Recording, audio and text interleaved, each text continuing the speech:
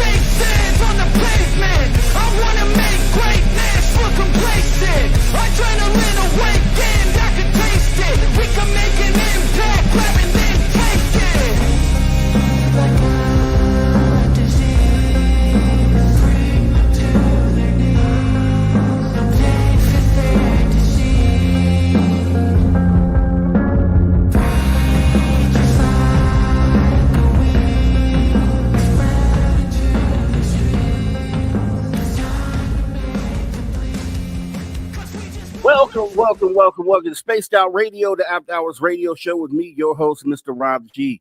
Guess what? It's going to be a fantastic show tonight. We have Karen A. Dahlman, who is an author, paranormal researcher. We're going to be talking some considered taboo subject, Ouija. Don't worry about it. We're going to talk it through tonight. So whatever side of the conversation you're on, you'll get something here tonight, I can guarantee you. Well, let's see who came in, courtesy of Race Fan. Courtesy of Race Fan says, Fast Hemi is in with the gold tonight. We got Race Fan with the silver, and we got Kitty Candy Whack with the bronze. I'm so used to saying Race Fan with the gold. Come on, Race Fan, we got to get it back together, man. Let me see who else has shown up here tonight. We got Roger Murray. We got Roger Murray dropping some knowledge. Always June 30th, 1908, the Tunguska incident, nuclear explosion, Siberia, Russia, asteroid. Some believe UFO. Yeah, it could be. Like, we don't really know, right? We just know there was devastation. We don't really know what happened, right? Appreciate you dropping knowledge on us here tonight, Roger Murray. Also, we have, let's see, get down the list here. We got Paul Shreves. Paul Shreves, thanks for coming on in to the show tonight. Get down the list. Mel WD-40 getting us lubed up, doing what he does best. Appreciate you coming on in, Mel WD-40. Also, we got let's see, moving down the list. Let's see, who else do we have? I now saw Dev from Sacramento. I'm pretty sure I did. I do see Tamothman. Tamothman's in the building. Delilah's here. Hey, Delilah. We got Amanda's Crazy Life channel. You guys should go check her out. Thanks for coming in, Amanda. Let's see, who else do we have? Super Crazy Movie Geek. Hey, Super Crazy Movie Geek. We got Short Order Cook 1. Appreciate you coming on in. Let's see. KAS in the building. Hey, KAS, thanks for coming on in. Drew Banky in the building. Hey, Drew, thanks for coming in, buddy. Candace Helfrich, thanks for coming in as well. Undead Jed. And we actually have to get this podcast side started real quick here. So Flubber Lane, appreciate you coming in. Flat 6. I'll get to the rest of you on the next break. I promise I will. And let's start the podcast side of this thing. Welcome to Spaced Out Radio, the After Hours radio show with me, your host, Mr. Rob G. It's going to be a fantastic show tonight. We got Karen A. Dahlman, who is an author, paranormal researcher. We're going to be talking Ouija for hours 1 and 2. Then we'll get into some Steve Stockton Tales Untold Missing Person Mysteries in hour 3. And I don't know, maybe some surprises. We'll see. Guaranteed to be an action-packed show. You guys make sure you don't go anywhere. Guys, let's go.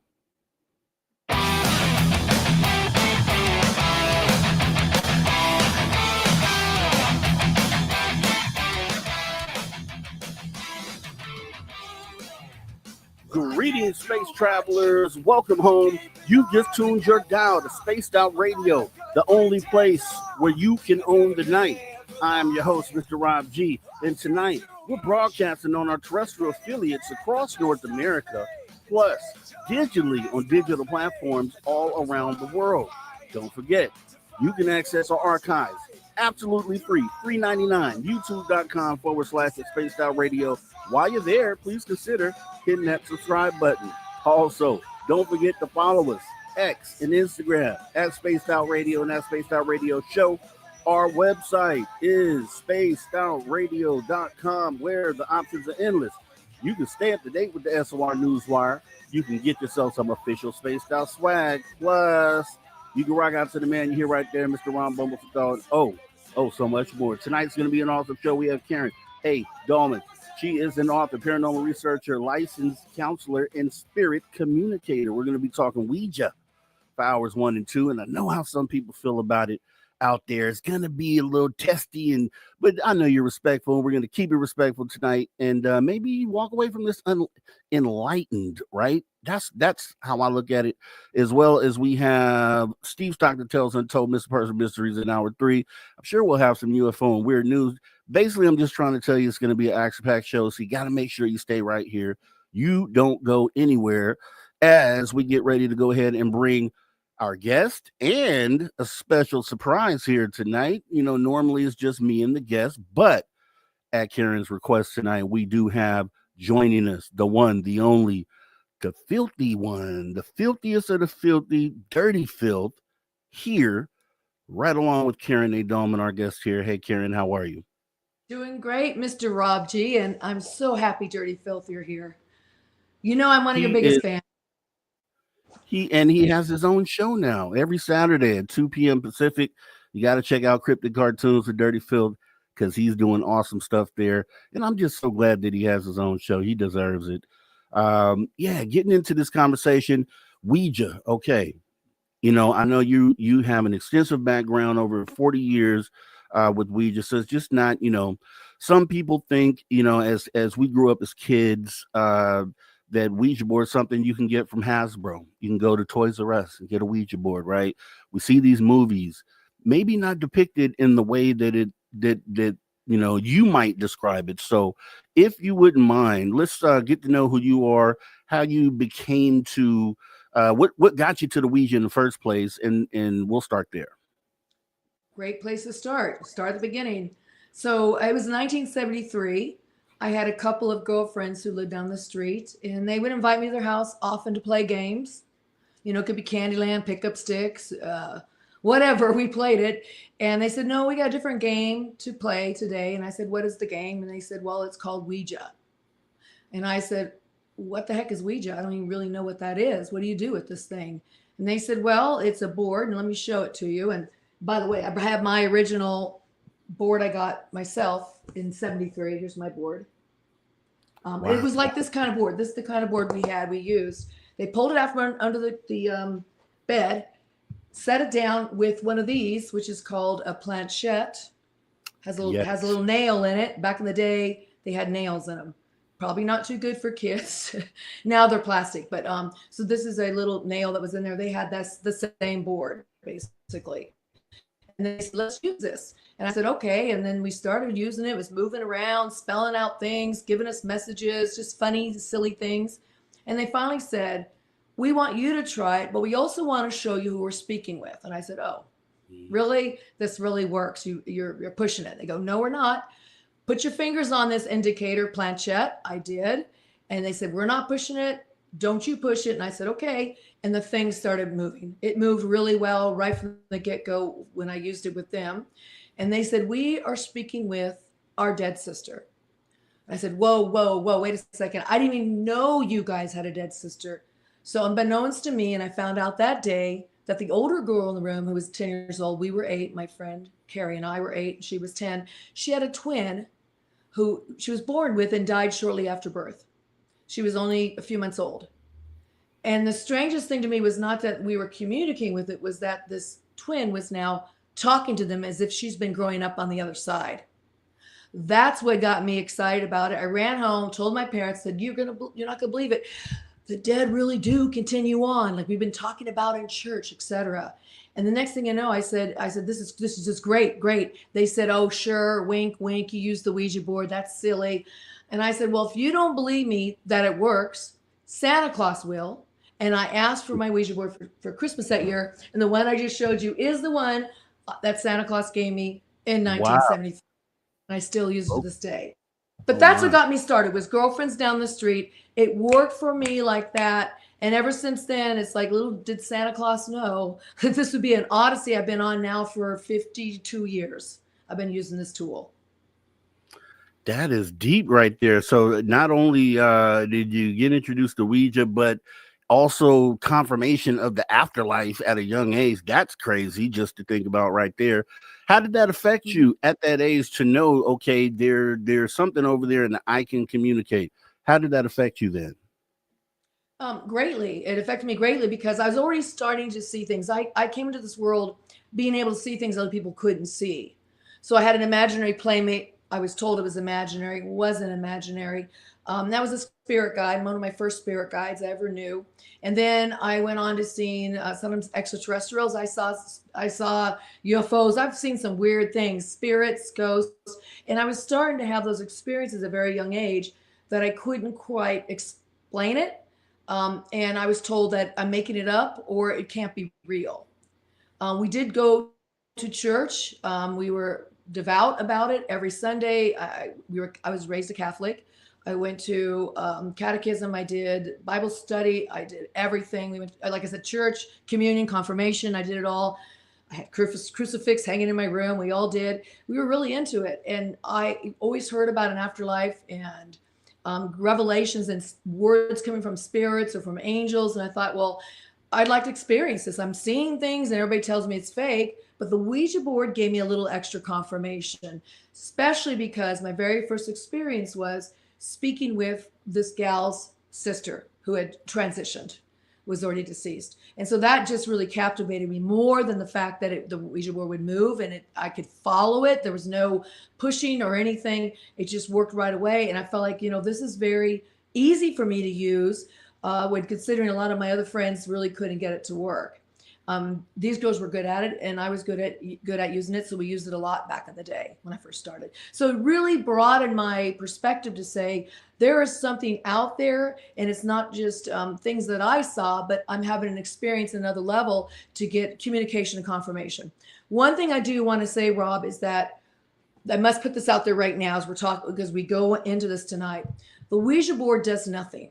It's myself. It's the operator of this tool. I am channeling, basically. That's what I'm doing. It's no different than automatic writing, no different than going into a meditation and receiving messages or visitations or visualizations. It's no different than speaking voice mediumship, which I do now as well in readings. But it's basically, I'm channeling. It was a very tangible, demonstrative way to show the movements for me to believe even more so there was something else out there. And so I was so appreciative that I had this opportunity that I always used it very respectfully. I always saw it as something not to be a toy. I just always felt really drawn to it because of the channeling experience, but also I was thankful to have these kind of connections with the other dimensions. Yeah, wow. And so you end up writing the book here, Spirits of Ouija, 4 Decades of Communication. So over the last 40 years dealing with Ouija, I'm sure you gain a lot more respect for what it is and using and the responsibility of that you have when you use this tool. I know as well, you have to know that there are some people out there that look at Ouija as just a bad thing. Hey, don't touch it. Stay away from it. Pure evil. But when you describe it as a tool, how do you kind of confront that when you kind of get some of that out there? I know you have to get it often. Yeah, so I'm not here to change people's opinions about it. I'm not here to tell you to use one. I'm here just to tell you some experiences I've had and maybe see an opposite a view of it. That's it. Oh, here's the book, by the way, The Spirits of Ouija. Thanks for bringing that up. This was my second book I wrote, and this one really does a deep dive into my trials and tribulations, the ups and downs of using this tool, and how to use it with great clarity, gaining great clarity, and how to learn to channel basically this tool. I do get a lot of that this is a dangerous or bad tool. What I say to that is danger is found within ourselves. If we want to attract that to us, or the fear porn that's out there about it, or we call it Ouija-sticians, the Talking Board Historical Society, which I'm a director and an officer there, we call those things Ouija-sticians because it's definitely mistruths about this tool, or inadequacies of ways to explain it. And so my whole thing is just to share my experiences and have some insight into it. You mentioned I was a counselor. My background is a psychotherapist, and because of that, I believe I my own makeup, why I went into psychology, became a therapist, because I really am into helping people find the best of themselves within themselves. And so I approach the board when I use it with people too. Let's find the best within ourselves. Meaning, I use this tool to actually often channel our higher selves, to often channel our own inner passions, or to channel our spirit guides. See, for me, it wasn't about, let's go talk to dead people in a room. Although that's happened, Right. trust me, many stories about that. But it was really more about, how can I use this to help people? And that's what it became for me. So in tongue in cheek, I call it Ouija therapy. So when I talk about this tool, you'll hear me maybe change some of those misconceptions. We could talk about the myths, the Ouija-sticians, and how I view it differently. As I started, when we first started talking, I said, you got to see this as a tool of channeling. What you get, what you receive, is what you believe. If you have a negative connotation when doing any kind of work in these other realms, or even in the realm in which we live, if we have a chip on our shoulder, we're going to get that back throughout the day. If we're kind and nice to people, we'll tend to get that and resonate that with people. The same in the other realms. So we have a lot of fear doing things, we're going to tend to attract that to us. I have no fear over this tool at all, because I've had just incredible, mind-blowing, enticing, exciting, life-changing, alternating, in my life, that's really changed my life in a good trajectory, is what I'm trying to say, because of learning to channel this way. So I have to always go back to that when we talk about this. And I appreciate you addressing that, because I really feel like it is something that we have to kind of bring out and just get out the way in the beginning, because as people come in to listen to the conversation tonight, they're just going to see the word Ouija and come in closed-minded. And I kind of don't want that to be the case. I kind of want people to kind of at least be open. Let's listen to it. Maybe you walk away feeling the same way. Maybe you walk away seeing things a little differently. Ends up being you at the end of the day. But I just want to make sure that we have some minds opening up out there. Now, over the time that you've used it, and I'm sure like from the day that you were initially introduced to it, which you're talking to someone on the other side, which just had to be mind blowing.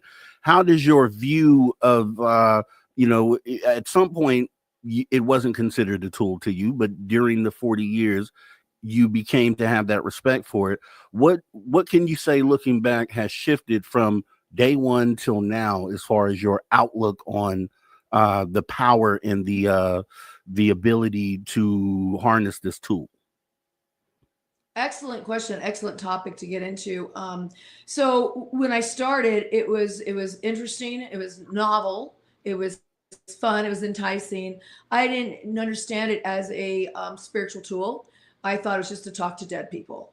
I didn't realize it was actually my great cosmic phone, where I could dial up a frequency through my intentions, through my thoughts, through a prayer I say before I start. It's basically, I learned it became a device that's all it is, that allows me to focus my own energies. In this case, I focus my energies to see the spelling out on the board, where it's taken me to a level of, I've been in touch with who I call the guides. They came in 1992, and they've been with me ever since. They always remind me they've been with me this whole time. I awakened to them in 1992, and they've been a really profound voice in all the books I write, and even speaking. And as I speak tonight, they may tell me some things to tell you guys, because I talk to them all the time. When I do my readings, they're the ones that come through. So it's like a trans mediumship, but I don't check out, but they channel through me, and that's where it's taken me. So it was me at first saying, oh, the Ouija board, it's doing it. It's something using that tool, moving it. And then I started learning, oh no, it's my energy combined with theirs that's allowing it to move. It wouldn't move without me. Now, people tell me the planchette moves for them without their hands on it. That's never happened for me. So I can't speak to that, or that people have told me such situations. For me, it's always with my hands, it must be on it. And then it's a pulling sensation. And then I started going, well, there's such a respect here and a reverence I have for these beings I'm communicating with, because the stuff they're telling me is just out of this world. I mean, it's mind blowing. It's very esoteric. It's very Gnostic. It's very wisdom of the ages, I like to call it. It's information you can use throughout your life to help you here in the now, and even help you as you progress and evolve in life, in your day-to-day life, as well as your spiritual life. And I have that's helped me see this more in great respect and to use it that way. So I started creating this almost a ritual around using this tool when I used it, which started with breathing exercises to ground myself, to put myself in my body, protection, to call in energies, a love vibration around myself in the sessions.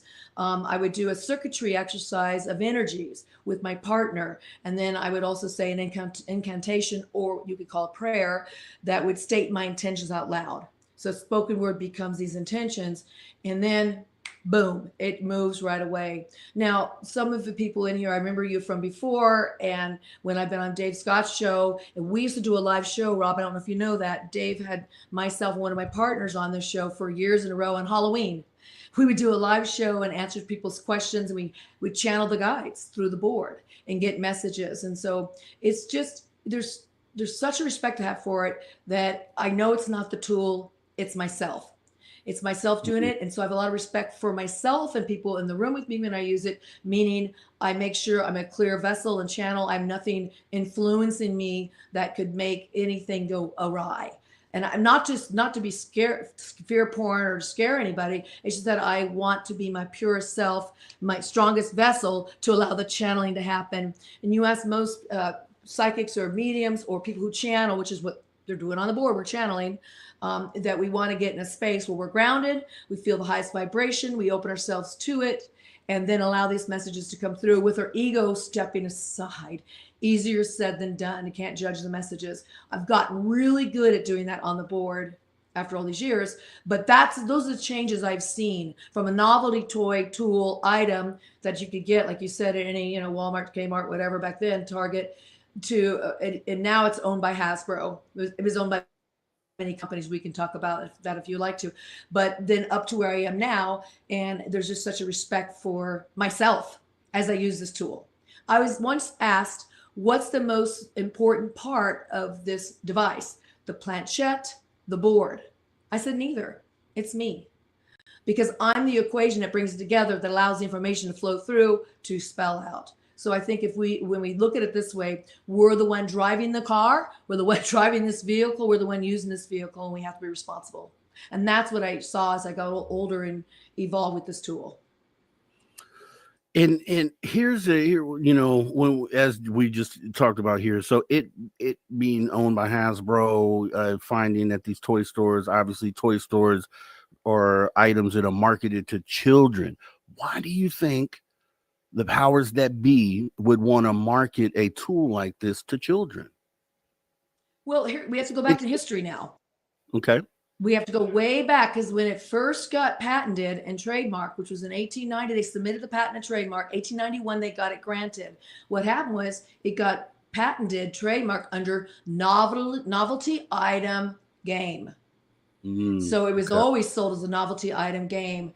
And I have to say, the founders of this tool, okay, there was a movement. Let me back up a little bit further. In 1886, there was a movement in the United States that was a part of the spiritualist movement, which started in 1848. Now we're about 20 years into it, 40 years into it. What happened was people started developing this type of tool. They were using cutting boards, putting letters on it, using pointing apparatus, using the fingers or pencils, and they were kind of creating something that would be seen as becoming the Ouija board.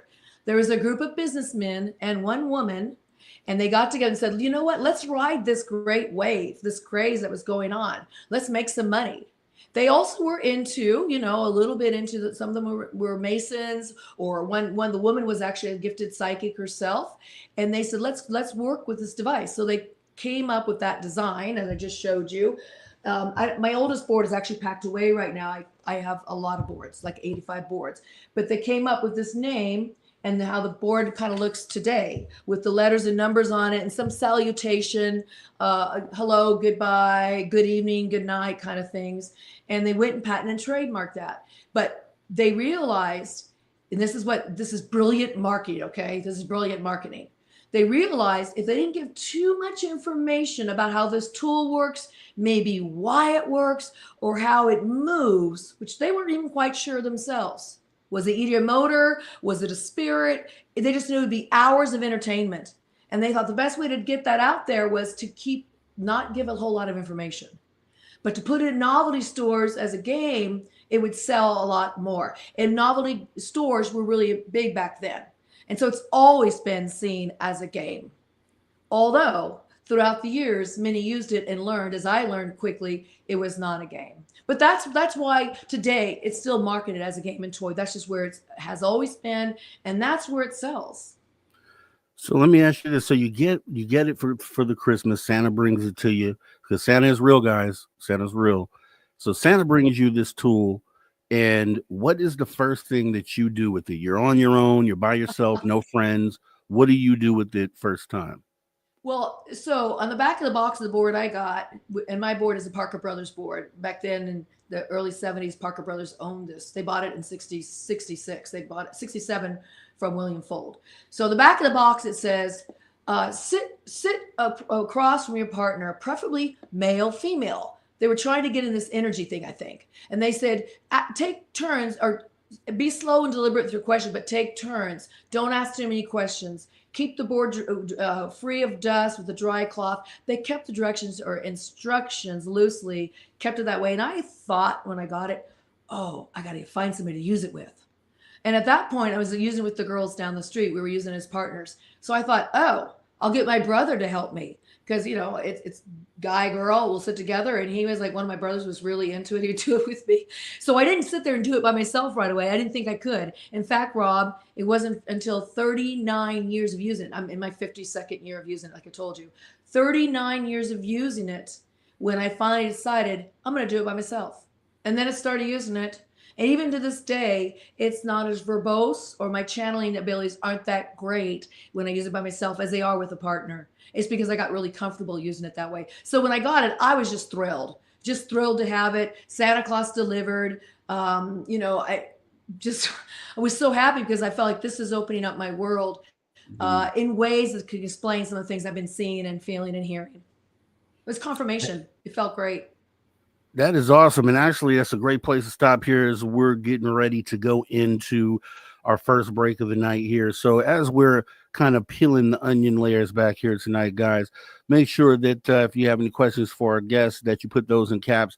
I'll keep a lookout, and we'll make sure that we get those tagged as we get ready to go to break right here on Spaced Out Radio, the After Hours radio show with me, your host, Mr. Rob G, and Dirty Phil's right there, the guy.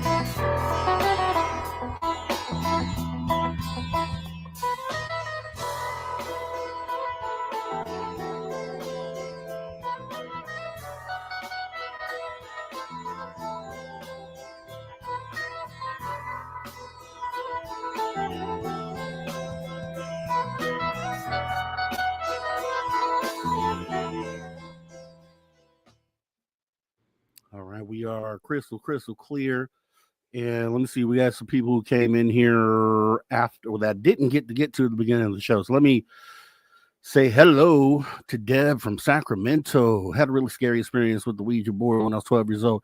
I have not touched one since, but I do believe that an intention matters, whatever you're using. Correct.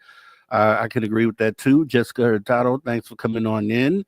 Also Tyler 420, appreciate you for coming in as well. Let's see. Amanda Crazy Life channel is correct. The Mundo. Rob's birthday is before the 4th. Mine is after 4th. Yep, July 3rd here. Then we had the 4th of July. 4th of July weekend every year of my entire life, which is the best birthday ever. I'm telling you. And Amanda has to be the same thing because anything but the 4th, I think, is good. So backside, front side, either way, you got family in town. It's always a great time. And the weather is beautiful as well. And I'm in California. And so is Amanda, isn't? Aren't you? Okay. Happy early birthday. Actually, no, we'll be here for your birthday. So I'll shout you out on your birthday, Amanda. As well. Who else? Jessica S. Appreciate you coming on in tonight. Who else did we miss? Blue Cruise. We missed Blue Cruise. Tuned in. Hey, y'all. Appreciate you. Mike Jones. Mike Jones, thanks for coming on in. Kitty Catty Whack. I did say hello to you for sure. I did not say Woo Riders DG. Prayers for the firefighters in Idaho and those trying to get the active perpetrator. Yeah, definitely Woo Riders DG. Prayers goes out for sure. Let's see. Who else do we have here? Bob Berkins in the building. Thank you for coming in, sir. Appreciate you tuning in tonight. Terrence Wills, I did see that birthday wish, and I do appreciate you, Terrence Wills. Thanks for coming on in. Let's see. Moving back here. Whispering Portals. Appreciate you coming on in. New names as well. So I might as well tell you right now, as I hinted to earlier. Right now, actually, you're at the After Hours Radio Show with me, your host, Mr. Rob G. We air Saturdays and Sundays, 8 p.m. Pacific until 11 p.m. You have the guy you see right here in the middle, Dirty Filth, who has cryptic cartoons Saturdays, 2 p.m. Pacific time. Make sure you hit the notification bell to come in for his show. Also, we have Grantavious Max and Lee Strauss. They do the UFO Max Wednesdays at 8 p.m. Pacific. We got Lee and Tim James who do the Element 115 Fridays at 8 p.m. Pacific. And we got Dave Scott, obviously, conducting the Woo Train, 9 p.m. Pacific till midnight, Monday through Friday. 7 days a week, you find something awesome right here at Spaced Out Radio. Would you want to say something there, Phil?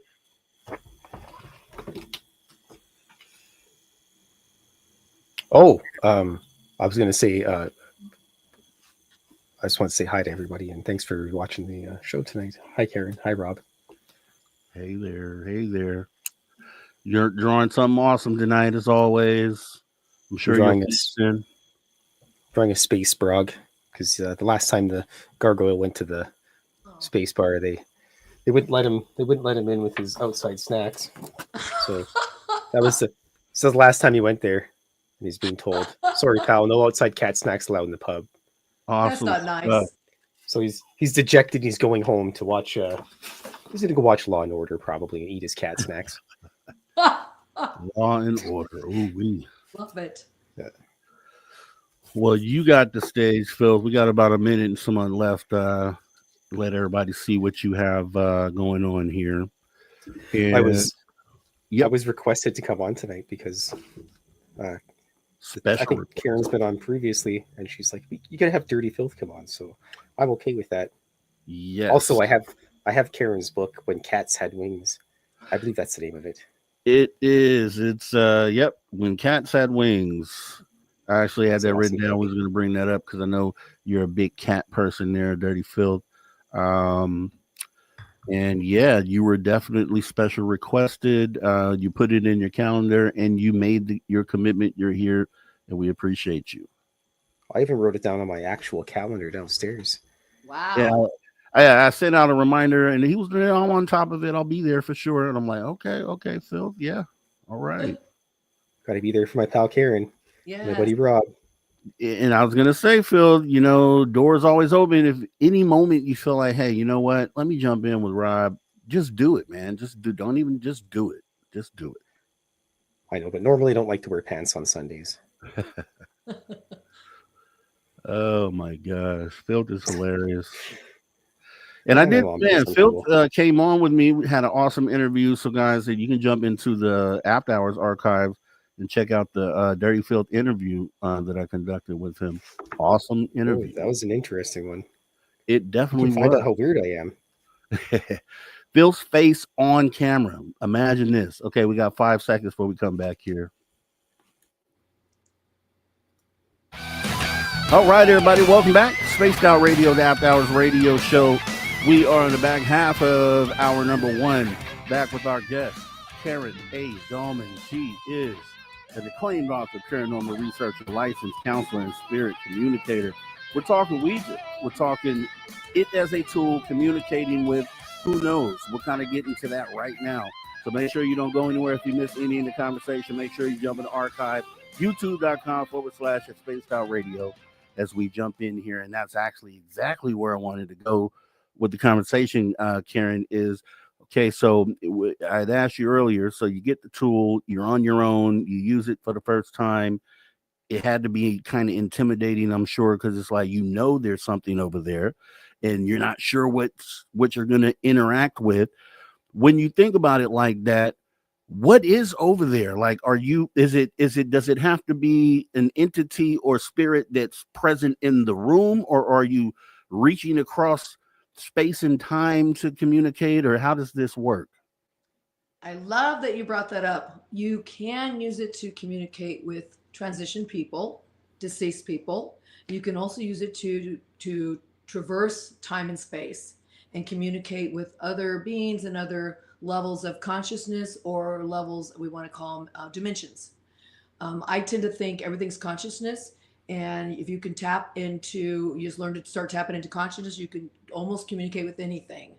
So here's some interesting stuff. So I did a lot of deceased, dead people, ghosts in the beginning, because that's what I thought you're supposed to use it for. I mean, you see it in the movies, you hear people talk about it that way. Oh, you get a demon, you get a ghost, whatever. But then after I went to graduate school and became a therapist, I was studying Carl Jung. Carl Jung's my favorite psychologist and psychiatrist in the world. So he talked a lot about archetypes and talking about your higher self, or your inner self, your wiser self. So I thought, why couldn't I communicate with that? So in 1989, I'd moved to Texas. I have a couple friends that were interested in using the board with me. Now we fast forward now from 73 to 89. What's that, 16 years? Is that right? I'm doing the math right? So yeah, 16 years. So I thought, why not try to communicate with my own self? That part within me, my wise self, I like to call it my higher self. And that's what we did. So we weren't worrying about talking to ghosts or spirits out there, or in another room, or at a haunted place or another dimension. We were worried about talking to us. This part of us that's probably part of our corporeal system, our body, but also expands beyond it. You could call it your soul self, your spark of who you are. There's many names it goes by. But I just like to keep it more technical, like psychological. And I said, let's talk to our higher selves. They were game. For 4 years, we did that. We had other beings come through and energies come through, but we mostly focused on our higher selves. And I do talk about that, a whole section on that in my book, The Spirits of Ouija, because I get into how you can go from all these different levels of consciousness and communication. So one was ourselves. We learned such profound things. We were all starting out in our careers. We learned things about just being better in our careers. Here's a fun thing. So my higher self would come through and would talk to maybe the other person's higher self, or the person sitting in the room, where their higher self would come through and talk to me. So it was like group therapy, which is 3 people in the room and 3 higher selves who you couldn't see. But it was that kind of experience. And we were getting so just being built up, learning about who we are, getting beyond the ego, becoming more strong in our spirituality, becoming stronger in our just abilities to be good in what our practices. One was a physical therapist, one was a teacher, I was a psychotherapist. So it was just really just exploring the world, but using this little extra tool on the side. And the funniest thing was, as a psychotherapist back in the 90s, I never told anybody I used the Ouija board. Because back then I probably could have had my license revoked, or be called a freak or a weirdo, whatever they would call you. So even when I wrote my first book, The Spirit of Creativity, it's about these things I'm talking about, but I never mentioned the word Ouija board. And they told me not to mention that. They said, you'll be laughed out of your license or something like that. But here's the secret, you guys. I'm using the Ouija board. A lot of clinicians, we're talking doctors, nurses, psychotherapists, masters of social workers, would come to me and say, let's use your Ouija board and let's do sessions. But we don't talk about it at work. No, we compartmentalized. We kept that separate, which was kind of cool. But the point I'm making is, when I started talking to my higher self, that opened the door to all other levels of consciousness. Levels of consciousness I didn't think was even possible to communicate with. until they started coming through, such as angelic kingdoms started coming through. We started talking to the angels. Extraterrestrials started coming through. Then what happened after that came the animals. I had animal communication. That's a sweet story, if I could tell you that. And then after that, I opened the doorway to the guides, who I used to call the sun and moon, because they entered the board through the corners of the sun and moon. That was a feminine energy. That was a masculine energy. And I'm really into alchemy too. It makes sense why they entered in these corners. The sun is very important. It's the masculine energy in alchemy. This is the feminine energy. La Luna is the feminine energy in alchemy. And I studied alchemy, and I write about alchemy in my third book, The Spirit of Alchemy, how this all relates to your own evolution in consciousness and stuff. So it's amazing. That's the stuff I learned. If I just got out of the dead zone, I called it, got into working with my own energies, and then it opened up to all levels of consciousness.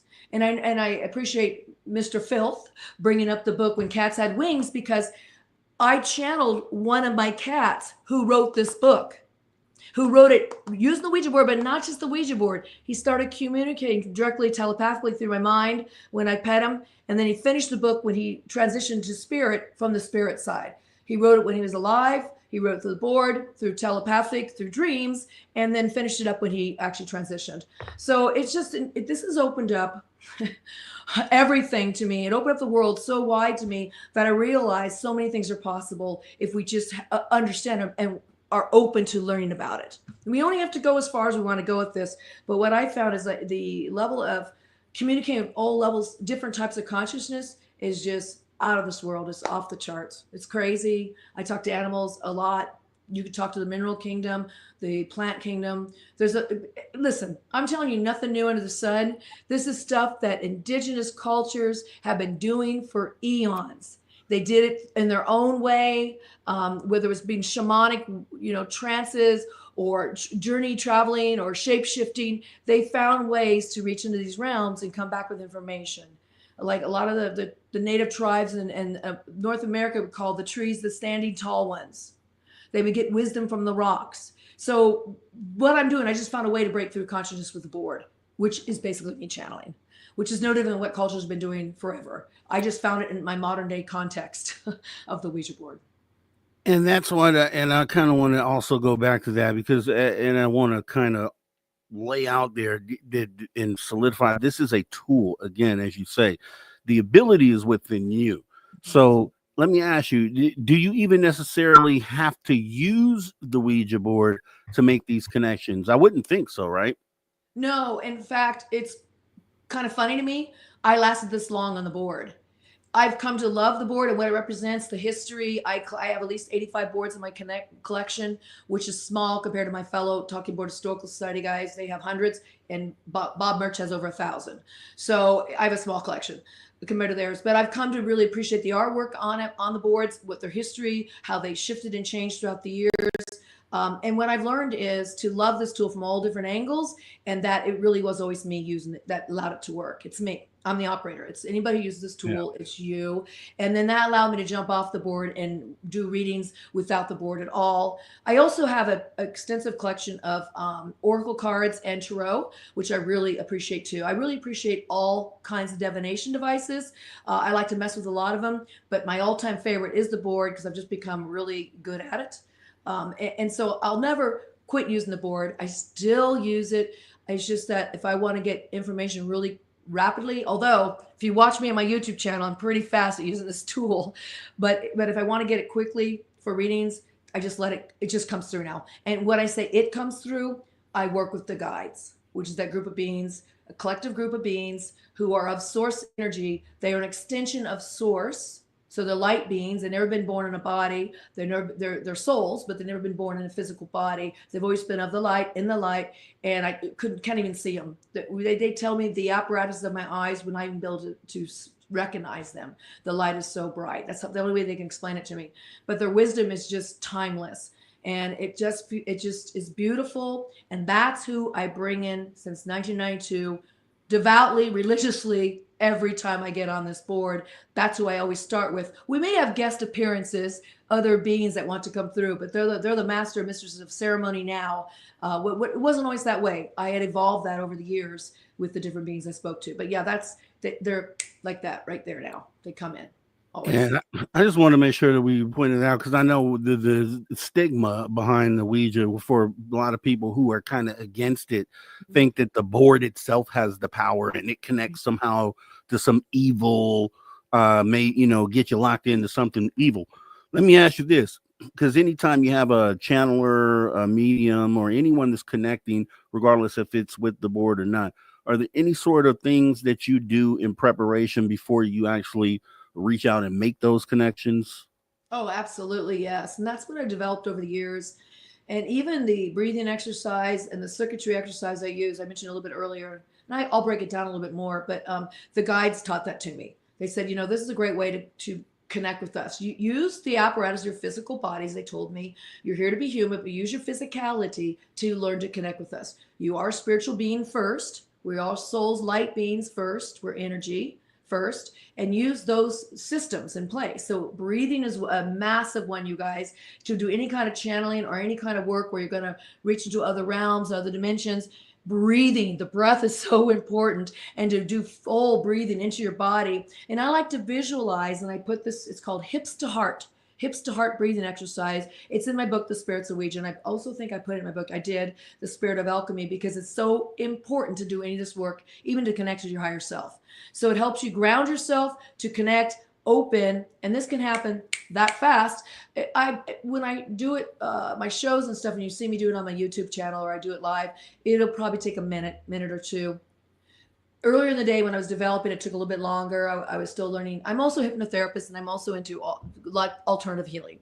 So I incorporate all these other things I was using into my sessions. So the breathing was so profound, even for hypnosis. So it puts you in a state of readiness. And it also, when I breathe, I also put the intention of light around me, of love. I want to bring in that love vibration, the highest vibration, and I want to center myself in that and bring it through. So I visualize that, I breathe it. And then when I hold hands with my partner, it's left hand like this up, right hand down. This is the feminine side receiving, and it goes out and giving it through a masculine side. It is reversed by partners. So it's circuitry. We're putting our masculine and feminine energies together. It becomes this really nice balancing energetic system. And then at that point, I will say a prayer, and it's definitely for the highest good of all here. And it's always about thanking. It's a lot of gratitude. When I do this work, when I express gratitude, state it, or I always say it, I'm always so appreciative of the connections I've been able to make. But stating that gratitude is also a love vibration, a high vibration. It tends to bring the energy in better. So not only do I use these things when I'm doing the board, I use them when I'm doing readings. I use it when I want to get an extra boost in my life. Here, I am also owner of a company. And one of the things I do before I go to big business meetings or have to make a huge phone call that's, matters, get a new deal or something, I do these same techniques. What works for the board for me to channel works for me to channel greatness in my life when I'm off the board. So I want to be really clear. The things you do in your life that are already working and supporting you in your own spiritual development, if you want to use this tool or any tool like this, bring them in. You might like to light candles. Or I like to light sage or incense. And sometimes I feel a little extra cleaning I need. I'll light the sage. It just depends what I want. But it's really this ritual we build around it that gives us power. We're empowering ourselves through the belief of what we believe these tools do for us. Yes, crystals have energy. Yes, smoke burning has energy. Yes, sound has energy. All these things contribute to the success with this tool, but also success with many other tools, including yourself as the tool in life. And you actually went exactly where I was going to go. I was going to ask you, I'm psychic.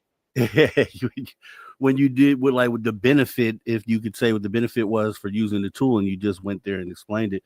What if you had to, when you connect on this board, obviously there's so many different ways that you could use it, but when we're talking specifically about maybe spirits or entities, how can you control who you connect to? And then, because obviously there's going to be good energies out there, there's going to be bad energies. The masquerade is good energies. Like, how do you detect who it is or what it is that you're connecting to?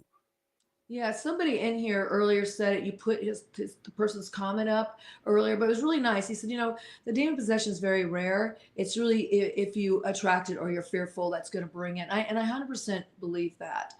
So started out younger, I didn't know about anything else. I just knew this could work. Put my hands on it. I didn't think about stopping a session or giving gratitude or bringing in energies through my breathing. I didn't. This all came later, as I started studying more metaphysical stuff. So you don't know in the beginning. This is what I tell people. However, it's your intentions. So I say use this tool if you are upbeat about it, you're excited about it, you have intentions of let's just bring in the good. You already maybe have a spiritual base about you. Maybe you already breathe. Maybe you know how to visualize. Maybe you know how to get yourself centered. There's all these things I highly recommend you do just to get yourself in a good space. Because this good space you're in, and I use that word loosely, good, can mean a lot of things. I like to call it love vibration. But when you get in that space, you're going to track that to you that you're exuding. So that's important. So you don't know in the beginning. I always tell people, when they write to me, they go, oh, I got this message and they said this and said that and gave me the death of somebody or this was something's going to happen. I said, look, how long have you been using it? Oh, just 2 weeks or just a few months. I'm like, okay, chalk it up as entertainment. You don't know. Okay. So I keep copious notes. I mean, I have stacks this big in boxes, quite a few of them, of notebooks after another of all my sessions since 86, been writing them down. Now I also record them audibly. Is that the right word? Audibly. Yeah. And then write them down too. So, and sometimes I film them. That's important for me because I want to be able to go back and see the consistency of the messages over time. Not over a few months, not over a use for a couple of weeks. I'm talking, I didn't even come out in the public until after 39 years using this tool to talk about it because I felt like if I'm going to come out and say anything that's practical about this tool and just share my story, I really need to understand this the best I can and what I believe is happening and how I do it. So I made sure I didn't come out till for 39 years. I waited forever. I was hearing some garbage about it on Coast to Coast, and I finally just had to get on there and dispel a few weejustitions and talk about some of the other things that can happen with this tool. So I find that it's super important, your intentions. You mentioned that earlier too.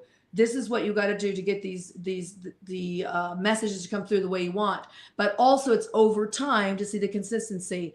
I have messages I can go back, and all my books, by the way, when I write my books, it's based on all these messages I kept. And I can go back through them and remember that verbatim what they wrote, what I asked now because I record them, and what they said and the meaning behind it. Because I can connect dots sometimes on these messages 5 years down the road, even 10 years down the road, because the messages don't always make sense to me, and I just still write them down and keep them. But to go, when you start out and go, oh, I found out about my past life and this is going to happen to me, I'd say, you know what, maybe, but maybe not. Let's just wait on that. Use it over time and write your messages down. And let's see if there's something consistent, if something does come true or something does happen. And then you start developing what I would call the bouncer, the master or mistress of ceremony on the other side. I developed one early on. Her name was Wilma Jean, and we worked together for 15 years. And finally, that's after I was able to let her go. She was the deceased person, to work now with spiritual guides. That changed the dynamics of my readings. It changed the dynamics of my messages. It went to a whole broader, expansive level. Not that hers wasn't good. Hers was telling me about the afterlife. Fantastic. I got so much information from that.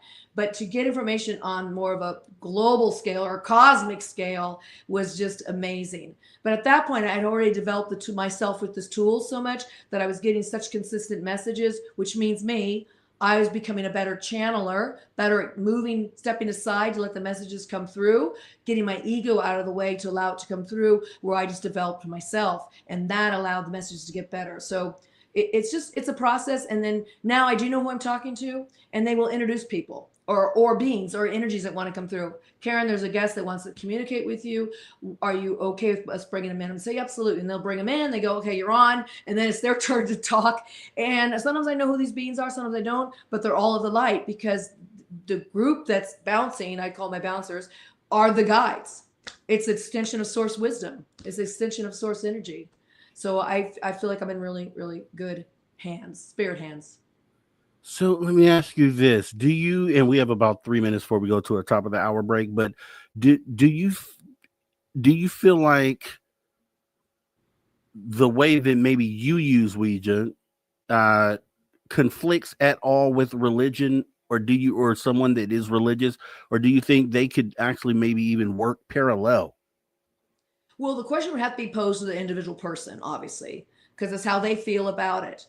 I've met a lot of people over the years when I go to my conferences and talks and shows and stuff, and been in touch with a lot of people who use this tool, and they've said to me it's easy or it's hard. I've heard both sides of it. Hard if they get a lot of kickback about this is an evil thing to do, you shouldn't do this, and they quote stuff in the Bible, and that, that's fine. Then I say, you know what? That's your journey. This may not be your journey. Don't do it then. But I have people say, I'm very religious and devout on some level, and they will use it. I mean, I was a Catholic. I mean, I was doing all that, using the board. And my parents had no problem. My mom went to a Catholic college, parochial school. I mean, we were raised devout Catholics.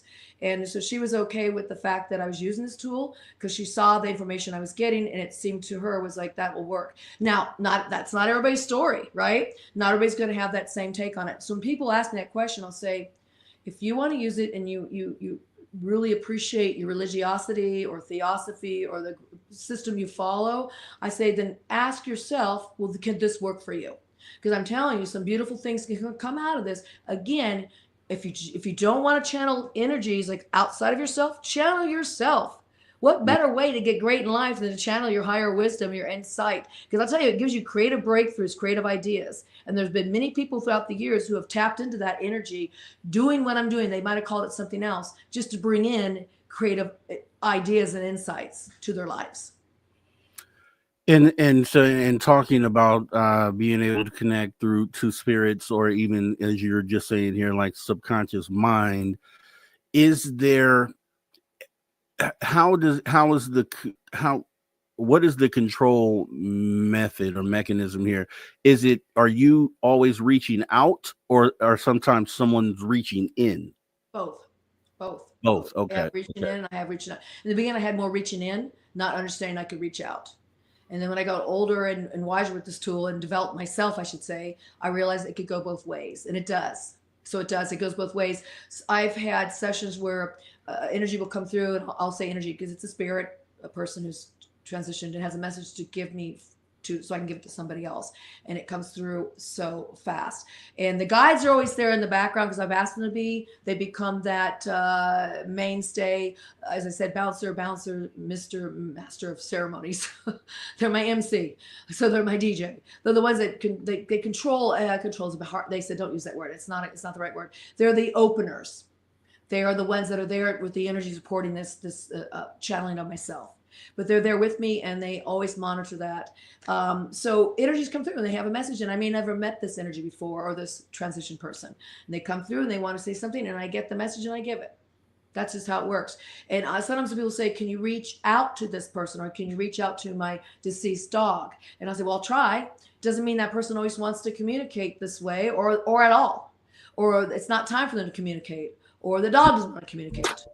And hold right there. We're going to break, guys. We'll be right back after this break. Conversations that move the needle. You're listening to After Hours with Mr. Rob G on the only place where you can own the night. Spaced Out Radio. Spaced Out Radio. You've tuned your dial to the right frequency.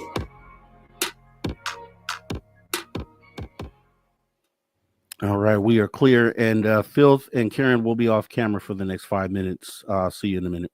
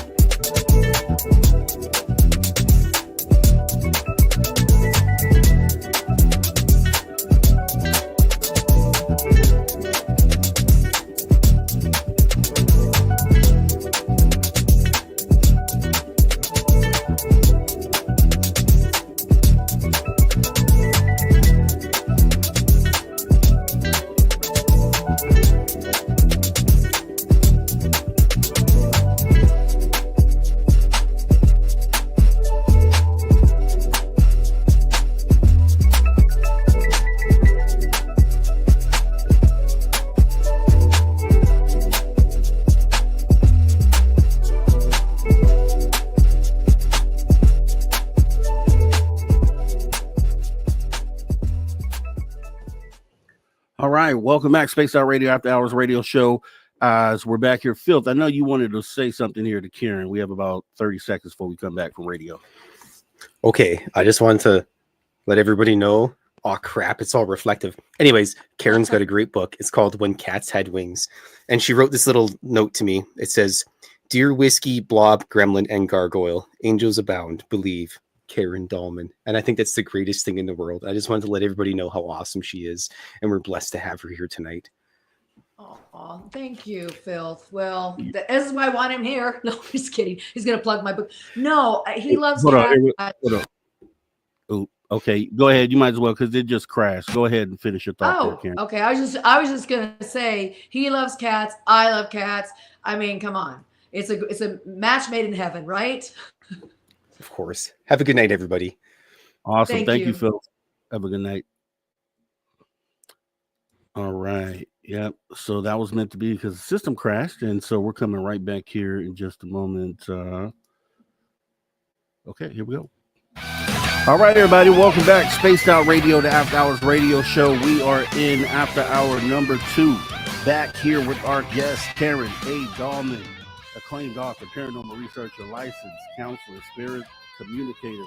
We've been talking Ouija, and we're going to talk some more of that here, guys. Make sure if you miss any of the conversation tonight, you jump in our archives because it doesn't cost anything. It's free, 99 right here, youtube.com/Spaced Out Radio, as we go ahead and jump back into the conversation here. And we take that off here. Okay. All right. So jumping back into the conversation, what would you say? So when you're connecting with the Ouija over the 40 years that you've been doing it, has there ever been a time where you were unsure with what it was that you were connecting to? Did you like second guess maybe? Okay. And when I say that, I mean, because they talk about some of these energies or spirits out there that potentially could deceive. And I think that's one of the fears people have when connecting to the other side. Have you had a moment like that where you just weren't sure exactly what you were connecting to? Yeah, absolutely. And that was in my earlier career of using this tool.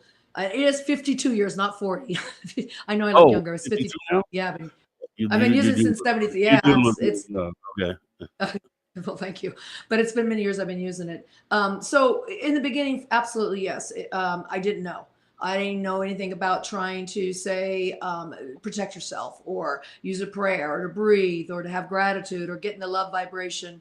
I didn't even think about any of that. So yeah, things were coming through. I didn't know who they were. I go, well, who are you? Tell me who you are. I remember one time, and this is the one time people say, well, did you have anything negative happen?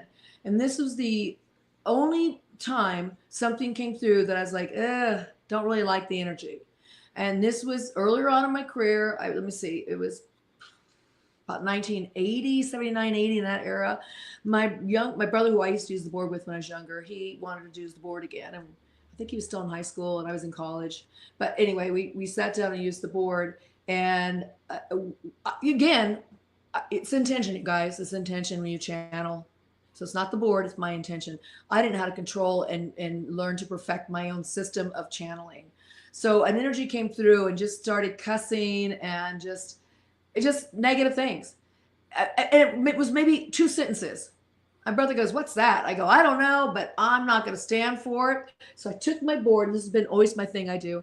I took it and wiped it off ceremonially like this. I go, get out of here. Took my shirt, my sleeve. That's it. You're done. As soon as I did that, and he goes, what are you doing? I go, I don't really know. I just feel like the need to clean it, which is really myself. I just need to shift my energy.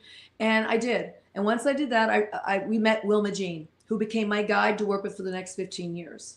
So it was really crazy how those things happen. But what I tell people, they will reach out to me and say, well, I got this energy and it was cussing at me and saying bad things and knocking me down and saying, I go, well, how long did you talk to it for? And they said, oh, well, for a few hours or a half an hour or whatever. I'm like, why'd you go that long?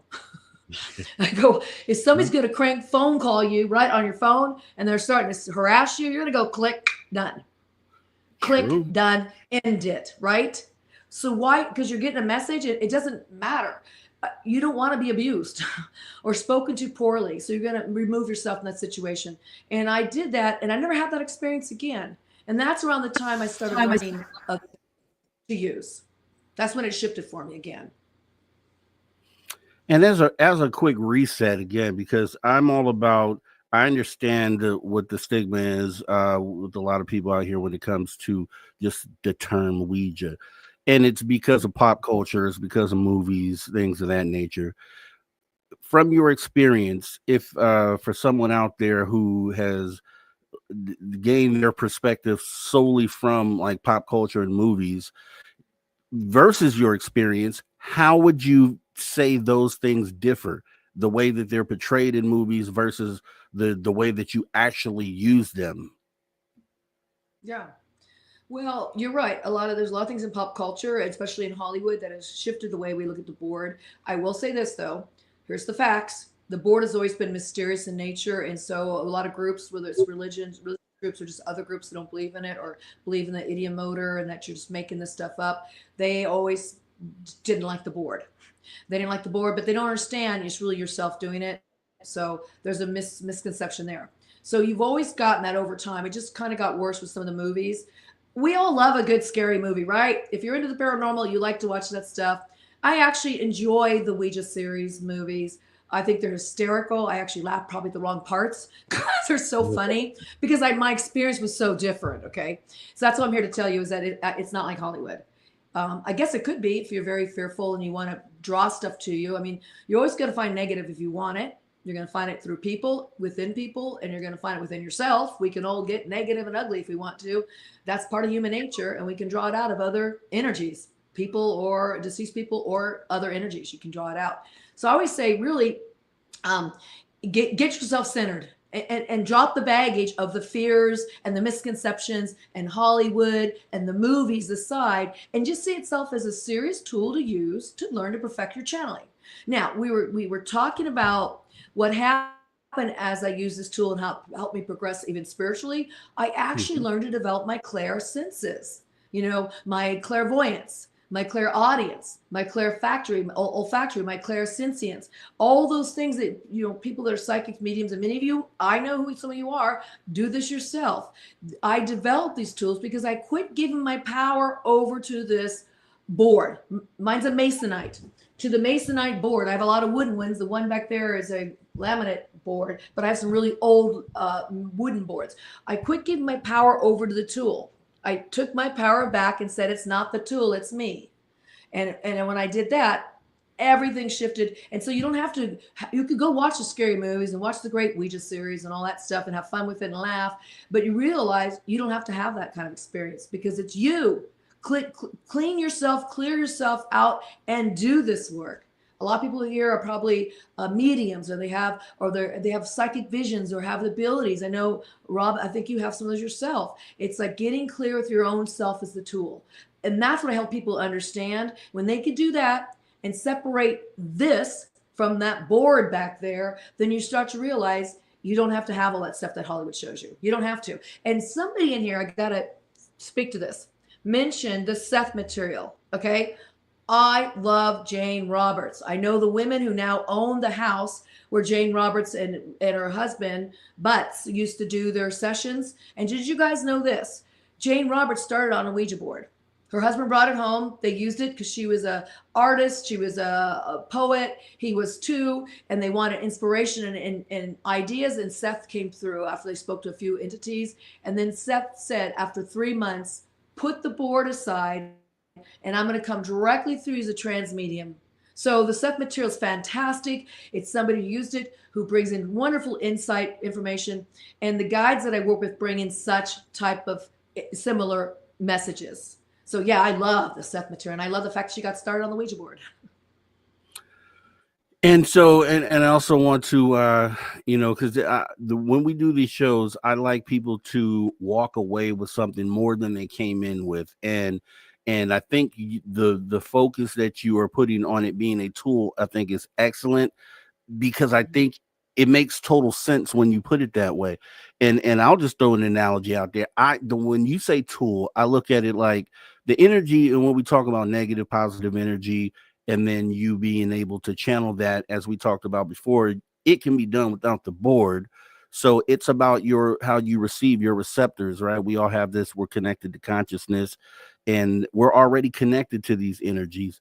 And so if you think about that Ouija board, it's almost like a funnel, right? It almost allows you to kind of funnel the information to you versus it. And I like to use that analogy because you pour oil in your car, you might spill some. You use a funnel, you get in there nice and neat, and it's just more productive to what it is that you're doing. So when we say it like that, then it makes a lot of sense. And I think that does take stigma off of what people might believe the Ouija board to be.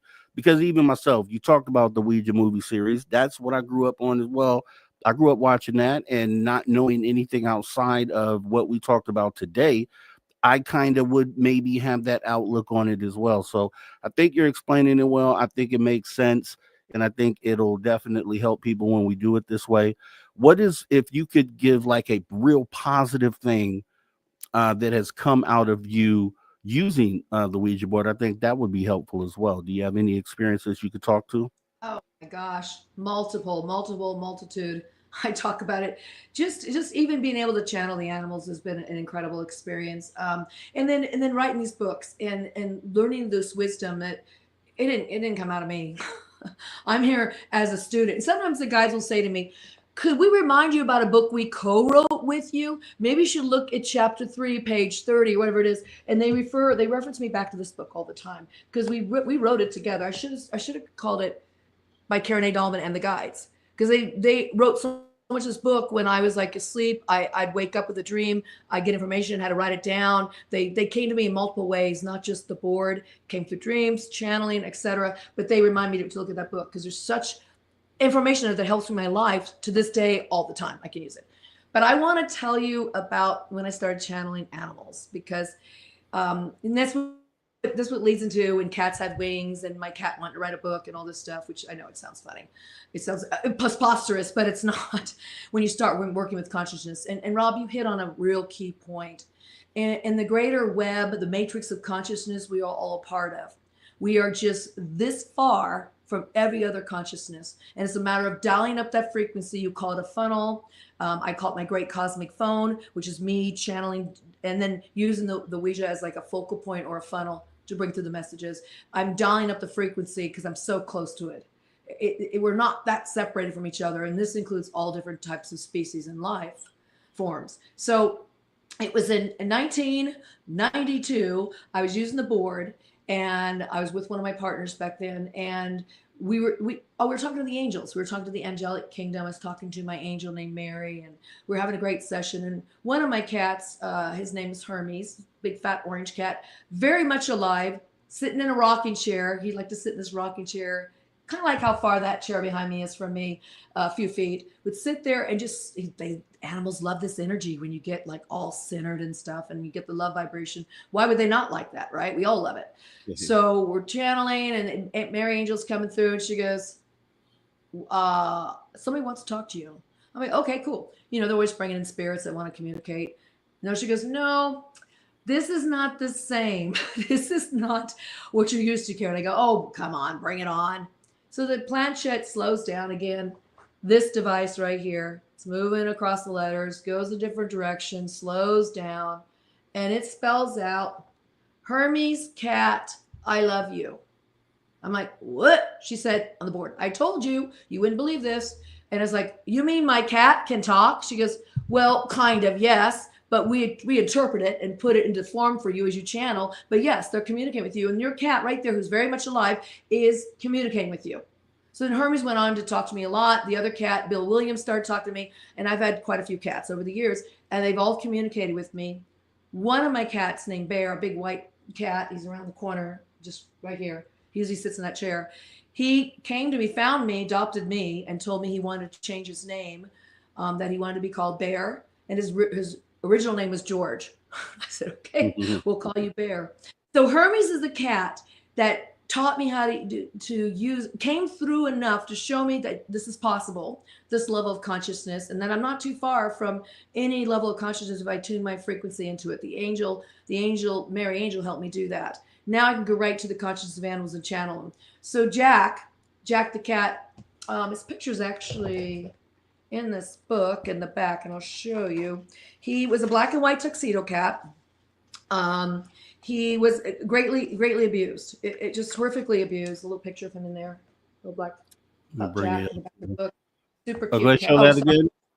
Yeah, okay. Here we go. That's Jack right there. About Oh, Jack. okay, yes. Yeah. And he's one that came to me and said, well, he was really abused, first of all. And I never gave up on him. He was a cat I brought home. He'd sit in the corner, shake. I couldn't touch him for 10 months. Finally, he gave in and started letting me pet him and pick him up. And it was quite a process. And I think I got him. He was 3, and his brother was 4. And I took them both from this house. It was just horrible abuse. He got the worst. He was kicked, throwing. The guy admitted it to me. I said, that's it. Taking your cats and I'm out. So I took the cat, and he came to me during a show. And he says, I'm writing a book. I'm an author. I'm going to write a book. He's saying this in the background. I'm doing a live reading on another show. And he comes through and goes, tell them I'm an author. Tell them I'm an author. And I'm writing a book too. Because the guy was asking a question was writing a book. And everybody's like, what's that? And I go, well, my cat's writing a book. And they're like, oh, sure. I go, no, he is. Because you can channel consciousness. Consciousness is alive. You can tap into it and it gets interpreted for you. You can interpret the feelings. And back then, Mary Angel would help interpret his words. Now I don't need that so much. I can almost do it myself. Like I need a little help sometimes, but most of the time I don't. So he said, I want to write a book and I want to write it about my story. He goes, I really want to help humanity. And I go, what do you mean by that? He goes, well, I want people not to be mean or cruel to cats. Because people are cruel to cats. Do you know that? I go, yeah, I do know that. I go, you know that, don't you? And he goes, yes. So he told me 3 versions of the story. One was about him being abused. And I go, well, that's probably not a very good children's story. He goes, he wrote a story about him being like this character who saves people. And the third one became this story about how he was an angel. He's always been an angel. And he said, I'm an angel because you always saw me as your little angel, even when I've been broken. And even when in life form, when I was there in the 3rd dimension, when I'm in where I am now, you still see me as your little angel. So the story is about When Cats Had Wings. It's a beautiful story. It's I almost want to cry every time I talk about it because it's very emotional, not just because of Jack, but because it touches on that part of us where we believe in the magic of these animals that come into our lives and we experience it and we have these relationships. And the bottom line of the story is it talks about the beautiful marriage of love between animals. We're all animals between different species and how we care for each other. And they are our master teachers and guides, not the other way around. And they rescue us when they come into our lives. And that story gets into it, but it tells it beautifully through cats and their wings and what the story they go through and how they help the sick little girl. And it's just a beautiful story. And the reality is all of our pets are angels, aren't they? And we actually, you guys, we're all angels to each other in disguise. That's really a good takeaway of that story. But he wrote the story. What happened was I kept giving these stories and giving it to me in pieces. And finally, I was talking to him on the board one night, and he was in spirit. He had transitioned. And he says, I think we're ready to write the story. And I said, okay, Jack. He goes, just pay attention. It's going to come to you in a dream. I woke up in the morning with the very first stanza of this poem, and this is how it goes. And when I wrote this down after I heard it from saying it, it made it so easy for me to just let this flow out of me. I channeled it out. So this is what I woke up with. Not too long ago, but within your distant past, lived a hierarchy of angels known as the winged kitty cats. I went, Eureka, this is it. And I could hear Jack, go, sit down and write. It just flew out of me. And then I made it into a poem, and it was already coming as a poem. It just came out so quickly and easily. I said, Jack, is that good? He goes, I love it. And then I found out great artists. This gentleman, this Maz Farzan is so fantastic. These are his imagery. These pictures are just incredible. I was so thankful and appreciative of his insight to bring these cats alive. And so Jack is the hero in the story, telling the story, and then all of my cats appear in there. It's just funny how it just all kind of happened that way. After I released the book, it came out in February 2023, so just a couple of years ago. When I released it, I adopted another cat a couple months later. Bear wanted a friend, so I got him a little girlfriend named Bibi. She's in the book. And this is before I even knew she was in the book. The guy drew her in the book. And I'm like, that's BB right there. I had no idea. So it's just such synchronistic stuff with the story. And the backstory is beautiful too. And I read about it in the back of the book. So yeah, it's a lovely story. And it's really for the young at heart, not just for kids. That's beautiful, because I love my pet just as much as well. And I often attempt to communicate, and I feel often that they're communicating with me. And I have this amazing story of how my the one that she will not leave me alone. I swear, anytime I sit down, she jumps right on me. She doesn't do this to anyone else. And it's because she had parvo as a little puppy. She's like a teacup chihuahua, little baby, small puppy. And we had just had 2 or 3 in her litter that passed away. And her best friend, her brother, was one of them. And I was like, I know she's going to have it too, because they're together all the time. And she did. And we took her to the vet. We took her. They pumped her up, and she still was not doing well. She went to lay down with my daughter one night. She was supposed to hydrate her. I don't know if she did or not, but we woke up the next morning. They come to me and say, hey, she didn't make it. I'm just like, oh, I got to bury another pup here. So I go out there. They have my puppy wrapped up in a blanket or towel. I go pick my puppy up. I'm about to go out here and bury her. 10 minutes, she'll be buried. I pick her up, and she just jumps. What? No other response. She kind of just jumps. She kind of just jerks and jumps. And no response. She's still not responsive. And I'm like, she is not dead. She's still alive. And so I sit there for the next 4 hours, and I rub her, and I'm talking to her. Her eyes are all sunk in. She's not opening them. She's not responsive. Over the next 4 hours, she regained senses all the way until she was better. She was awake and ready to. And I'm like, okay. And since then, she has not left me alone. I know when she does pass on, we're going to have that connection you talk about right there. It's crazy. And it's very emotional for me too. And I can see how you could write that book, because I'm an artist as well. And I write music, and I'm under the belief that we don't think up our own ideas. We kind of channel those. We grab those from the consciousness. And that's exactly what you're explaining there. So I totally align with it. And then the whole humanity thing, doing something for humanity. I have a channel, and that's the motto of my channel, is the positive progression of humanity. So once again, synchronicity strikes again this weekend, and it's crazy. It's crazy, and it's deep, and it's heavy, Karen. It's really heavy. It's really heavy. It's beautiful. I'm glad we're. That's what life is about, is doing this, connecting, channeling, bringing in insights and creative ideas. And the guys always say, don't lose your individuality. Don't lose your ability to create. They use the faculty of your imagination to create great things in your life, and go for it. That's what you're here to do. It's a beautiful message. And if you can connect with other species while you're doing it, or like Jack's thrilled. He goes, look at how well my book's doing. It's selling in other countries. He's like, look how well it's doing. I'm like, I know. He goes, I'm a good author. I go, you are. But he just wanted to help. He wanted to help because he felt like he wanted to give back, because he felt like he was helped. And I feel like, I can help him do that. And as you helped your dog, and your dog just loved you for that and wants to give back. I mean, it's just, this is what life's about. Grab it. Every time she jumps on me, I feel like it's her showing the gratitude that I took the time to make sure she was okay. And now every moment she makes sure that I'm okay. And it's bananas. I don't even want to get I can get emotional, but I'm not. But it's kind of it's like right there for me right now. But yeah. As we get ready to go into break, this has been another one of those conversations that I always like to have, because once again, I know a lot of people come into the show and they see Ouija, and automatically there's just negative thoughts. And I think that the conversation that we've had so far tonight definitely for me, for sure, paints it in another picture. And I think it does the same thing for other people too. So guys, make sure you share this show here tonight as we get ready to go into our final break of the night as well. Please put your questions in caps. I do have them, a few of them here. Well, I have about 5 or 6. Make sure you guys get those into me, and we will be asking those to Karen right here after the break. We will be right back right here on Spaced Out Radio, the After Hours radio show with me, your host, Mr. Rob G. If you're going to leave, come right back. 5 minutes, guys. We'll see you back after the break.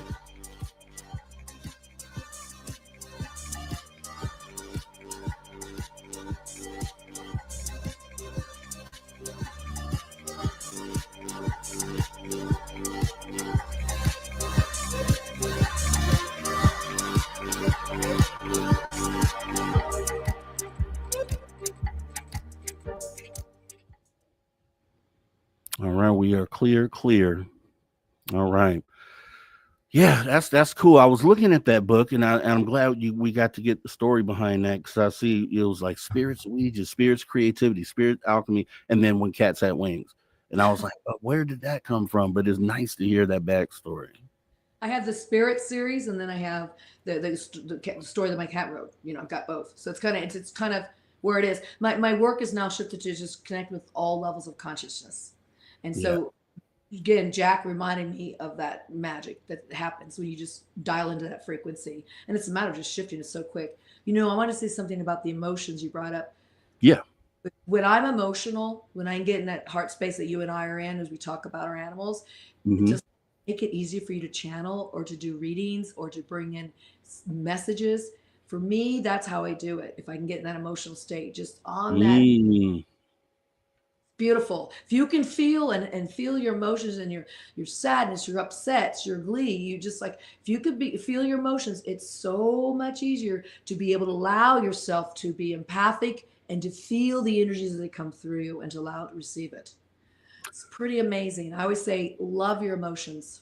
Love them. That is actually awesome. I understand what you mean, and if you could say that again when we come back from break, Okay. because that would be awesome. I would love to talk about that. And I do see that, because the when you're connecting on that level, you're understanding what your animal is saying to you, and it's insane, and it's like through just this emotional connection. So yeah, that makes total sense that you would be in a place where you could then tap into that ability. And I think that is definitely one thing that people would want to know out there, is how could they tap into that. So Well, and I think people awesome want stuff. to avoid their feelings too. They think if they have a feeling that doesn't feel so good, it's kind of like you want to get rid of it. And I want to talk to that too. Maybe it's a therapist in me, but I've learned this has helped me take my channeling so much higher by doing this, by allowing that to happen and not to escape it. It makes total sense, and you're the first person I've talked to that's said that, and it's just simple. It's very simple, and it just makes sense. And I'm a common sense guy. I think common sense gets us through and answers a lot of the questions that we have about life and the phenomena. 'Cause that's what you're born with. That's your God-given ability in superpower, as we That's talked it. about earlier. Because the other things, the channeling and all that, that's part of your superpower as well. Just other senses that you have. Yeah, I mean, that we could go deep on that, and maybe we could book you and have you come back and go down a rabbit hole like that. That might Love be it. fun. That's more the spirit of alchemy. I get into all of that. That's exactly how you do this stuff. I really enjoy in our conversation. I think you are a fantastic host. Thank you very And your much. I really questions, your appreciate ability. I watched some of your other shows too to prepare for the show, just to learn more about you, and I'm really impressed. I've really it. enjoyed it. Thank you. It's all from the heart. It's just being That's a it. true, genuine person. Yeah, That's yeah. it. That's it. I feel that from you. That's it. Thank you very much. It means a lot to me for you to say that. So thank you very much. Absolutely. And Deb from Sacramento, thank you for your support of the show here tonight. Saying thanks to Karen for being here tonight. It's always great to see her and learn new things. Rob G rocking it. Thank you as well, Deb from Sacramento.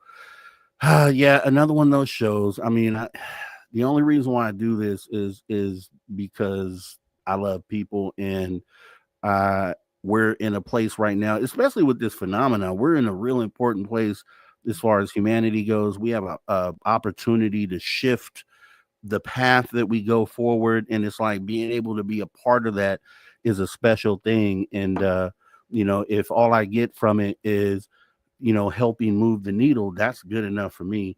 And I know a lot of people out there that know me know that that's the truth. And yeah, you can always, it's a term that people use as saying real recognizes real, and that's like genuine people recognize other genuine people. And I feel the same way with you as well. And I like to keep my guests like that. I like to keep those type of guests here on this show. So Nice. something I had to add to that there. Yeah, people have. I've been watching the chat room. They've had a lot of fun things to say to each other, but also it's cool. They've thrown some questions in. I like that. And Yeah, and I yeah. just want to say hello to everybody out there that I know from this show before. And I think I was on it last year. It was 2024 with Dave, and I can't remember what it was. I can't remember. I think it was the end of 2024. I think I was on the show. I can't really remember when it was. Yeah. This our I mean, audience is awesome. yeah, They have great questions. Sometimes, they challenge, but that's what conversation is for. Sometimes conversations are going to be tough, and I'm down for having those. They know that too. That's the other thing.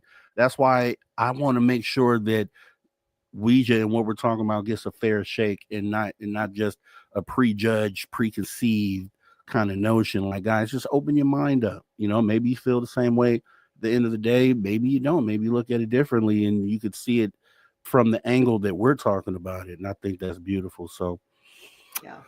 good stuff. And we're Yeah. coming back here in about 5 seconds here. All right. And here we go. All right, everybody. Welcome back. Spaced Out Radio, the After Hours radio show, after hour number 2. Back half of the second hour. That means we have 23 minutes left with our guests here. We're going to get your questions in. And a lot more, guys. It's been fantastic conversation tonight. I'm not just saying that. You can verify by hopping in the archive, youtube.com/at Spaced Out Radio, and catch up on what you missed tonight. As we go ahead and prep your questions here, we're just going to jump right into the first one that came in, which was from Terrence Wills. And it's asking a question for you both. It's actually going to be for you here. What do you recommend for people that are thinking about trying this and other things like CE5? Thank you. I love CE5. In fact, I was just talking about it with someone today. I've used CE5 many times. I've had some great experiences with it. Okay, so we were talking at the break. Rob and I were talking about the aspect of emotions. And I to answer your question, Terrence, I really think that people are wanting to try this and other things like CE5 or other kind of divination tools, or just work with energies.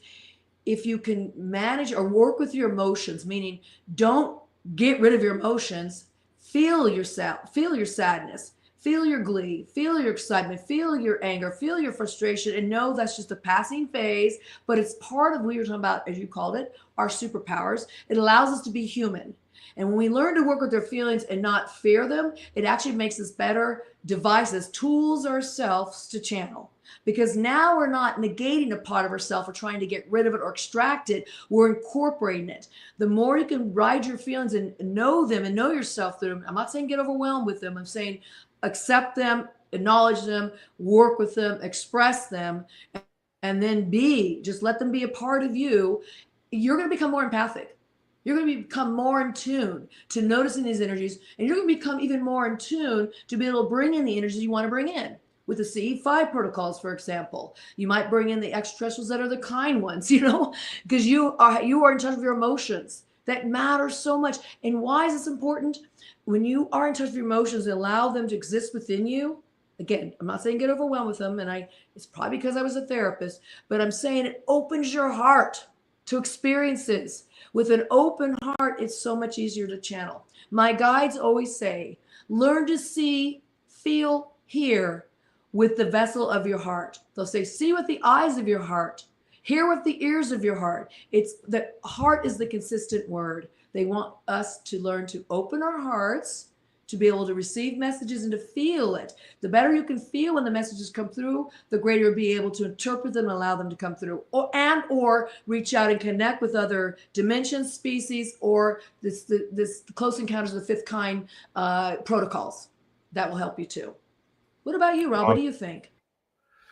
Yeah, I think it's all consciousness. I think all of it starts with consciousness. So, CE5 is essentially using your consciousness to connect to everything else. When I talk about consciousness, I feel like the energy that makes us is what actually also powers the universe. It's all around us. And that's how someone could walk into a room and you can feel their presence, their aura. And I think CE5 is essentially you reaching out through your consciousness to whatever these are. And it's the same thing as doing the channeling through the Ouija board. This all comes back to consciousness at the end of the day. Consciousness is key.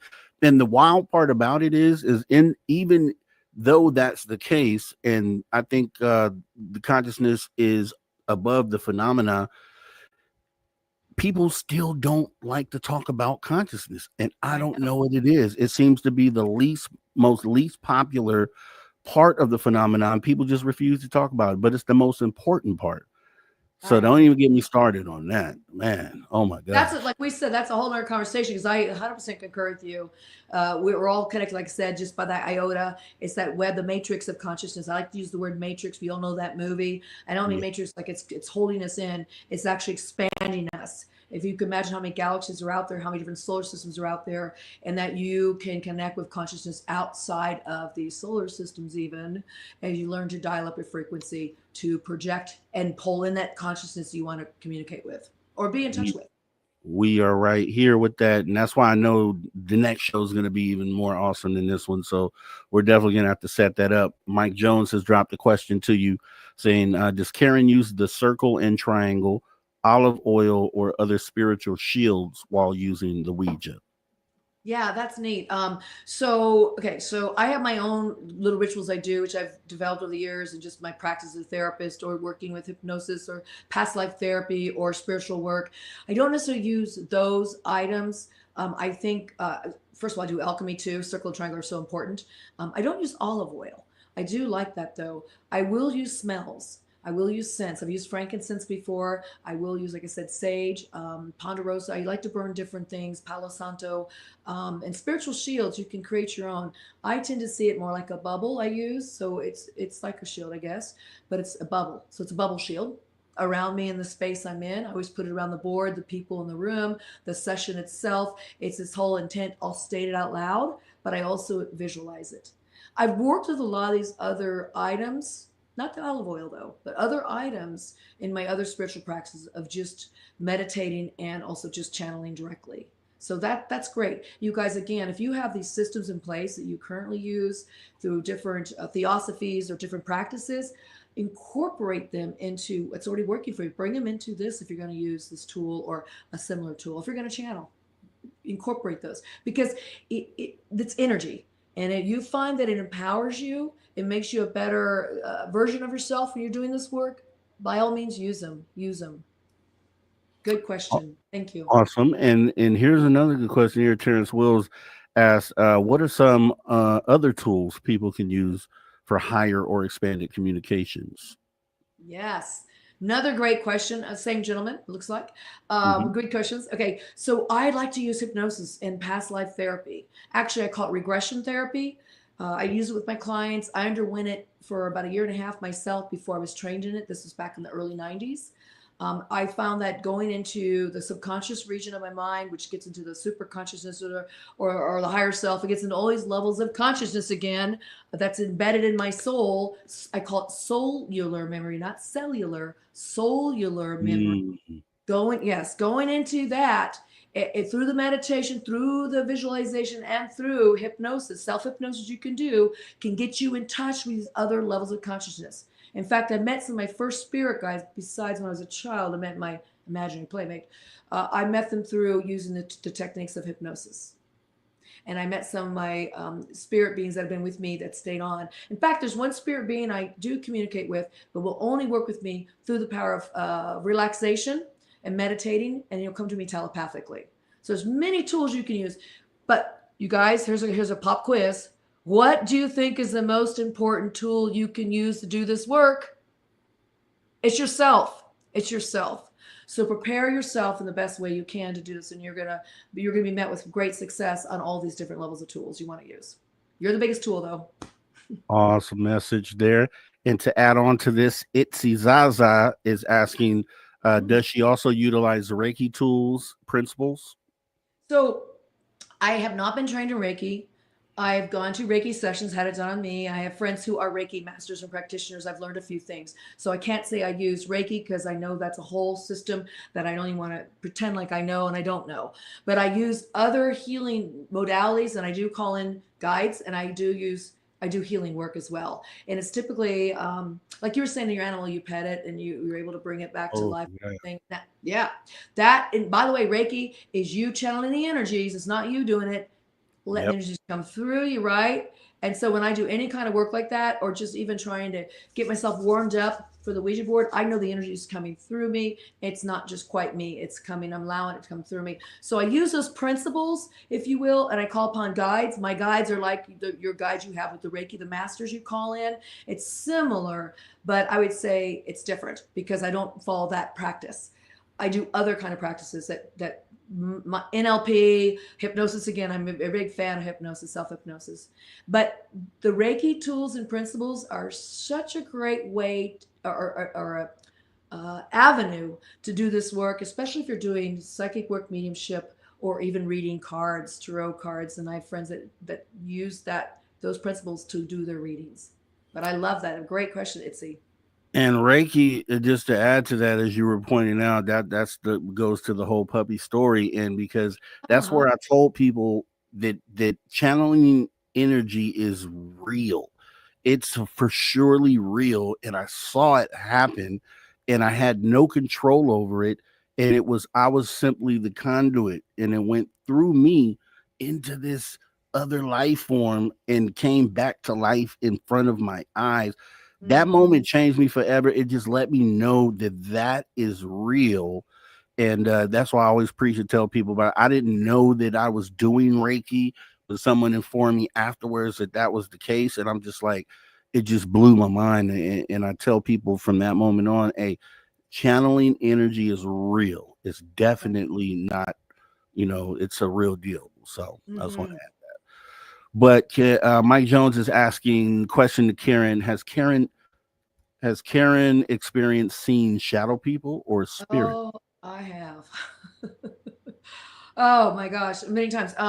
So as I said, one of the things that happen of using this tool and to perfecting myself with channeling is that I started developing, the clairsenses more, so the clairvoyance. So I always saw spirits when I was younger, but it got to the point where I started seeing spirits even more so. Okay, here's an example. I was in Malaysia traveling with my family, and I had walked away from the group. They were looking at I don't know, they were showing them how to do something, basket weaving or something, and I was just kind of done with that. And I saw these beautiful little pagodas, like little altars on this property, and I started walking around and photographing them.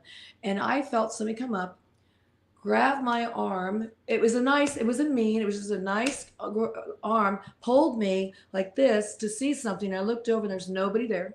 I thought, oh, it's the guide pulling me back, the people that I'm supposed to be with or my family, but it wasn't. And I could see something in the corner of my eye as well. And I was like, okay, what do you guys want to show me? But they were just thrilled what they told me later. And I heard this. See, I will connect with them later. In that moment, I was with a lot of people. Later, I connected with that being and said, we knew that you could see us and I wanted to show you myself that I was there. And we appreciate you honoring us like ancestors, honoring our little spirit boxes we had there. So there's just fascinating things like that can happen as you begin to open yourself up. Now, people say, are you afraid of that? That'd be the next follow-up question, probably, Mike. No, I'm not.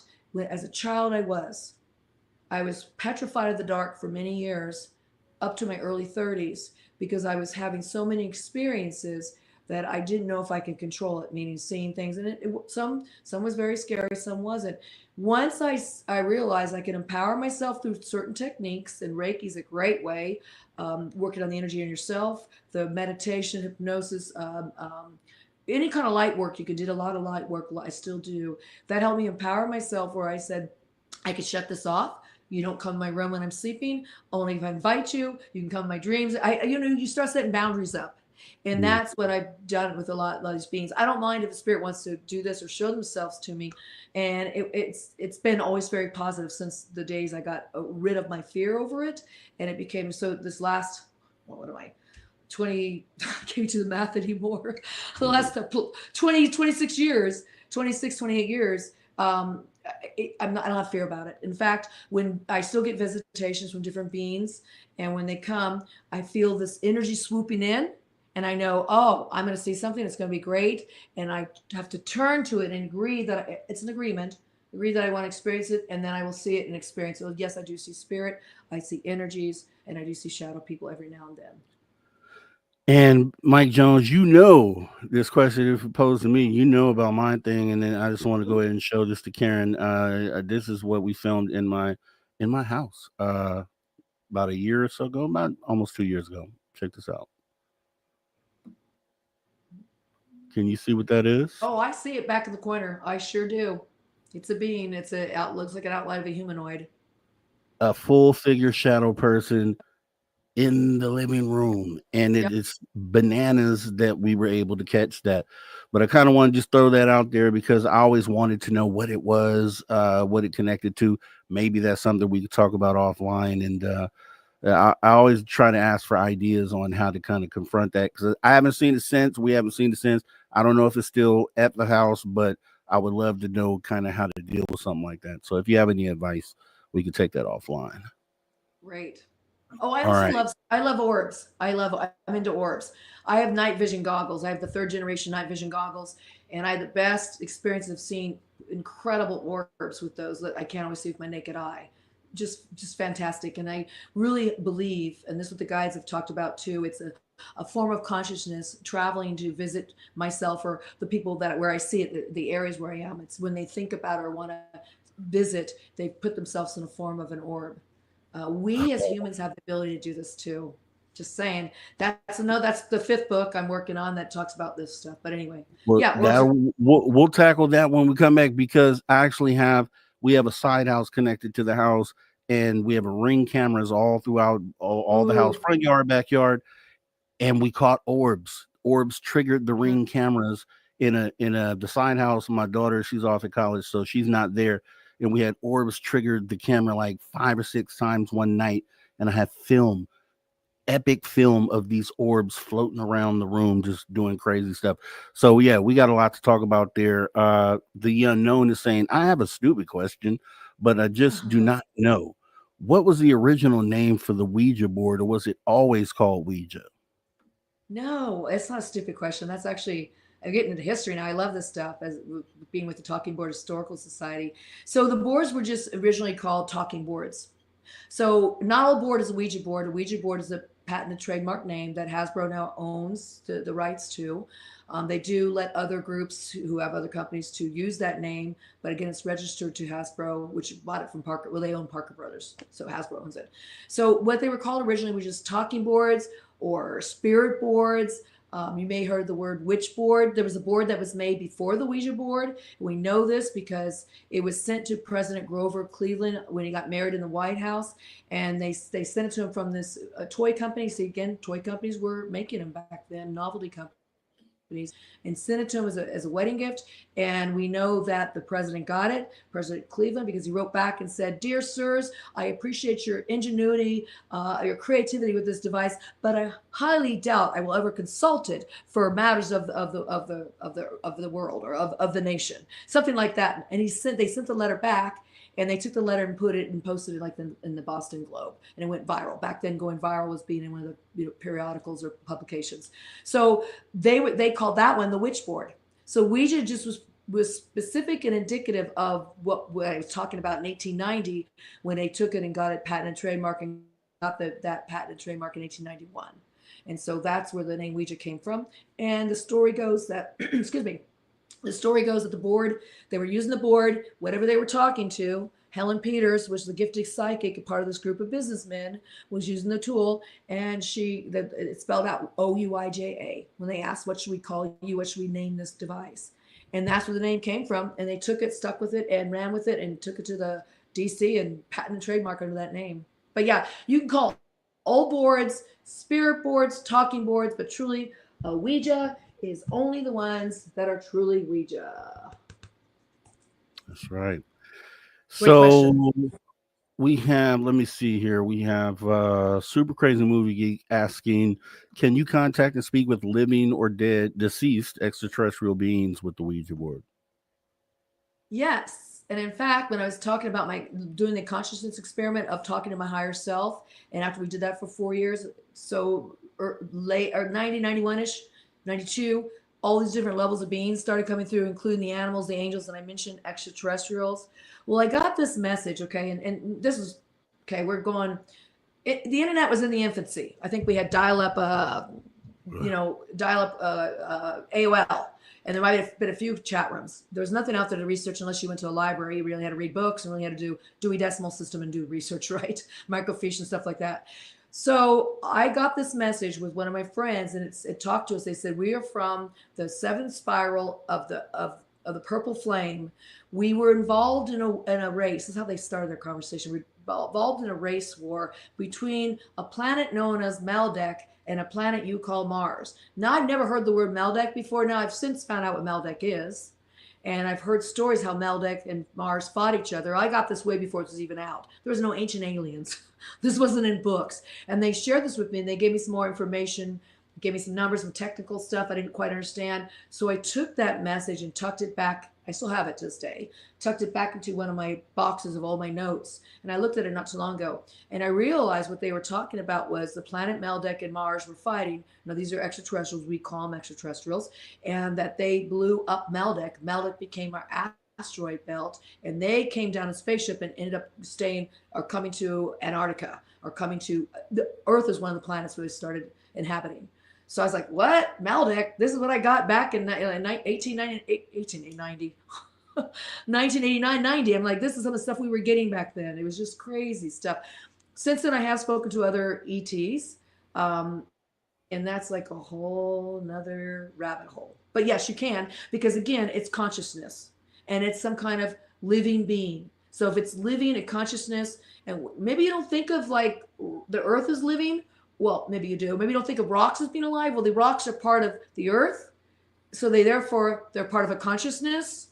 Everything is that you can find out in the world. So you can talk to all kinds of levels of consciousness. That includes the ETs. That is you touched one of the questions that we had here, which was Kim Jellin saying, can we talk with the plant or rock? You actually just answered that. So that's awesome.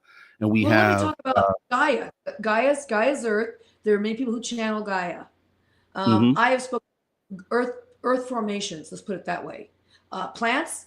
Yes. I have a bunch of series on my YouTube channel where I talk to palm trees. I talk to plumeria trees. I talk to just different trees. I was just getting into exploring it. The key is you've got to be really open to it and believe that it's possibility, and then it starts happening. And it's amazing. So I can go up to trees now, and many of you know this. You might hug a tree and feel the vibration. I can go up and touch a tree, and that's how they feel your vibration, and you can feel theirs. And often I'll get some kind of telepathic feeling or a message sometimes. It's not always the message. It could be a feeling or emotion, and that's a form of communication. So yes, you can. That is awesome. And yeah, we could talk about that too. We have Polly Rotterman, who's all the way from Israel right now, asking, why do people need a Ouija board if they can talk or feel the other world without it? You don't need a Ouija board. You don't need one. Don't need a Ouija board at all. Don't need a talking board, spirit board. You can totally do it yourself.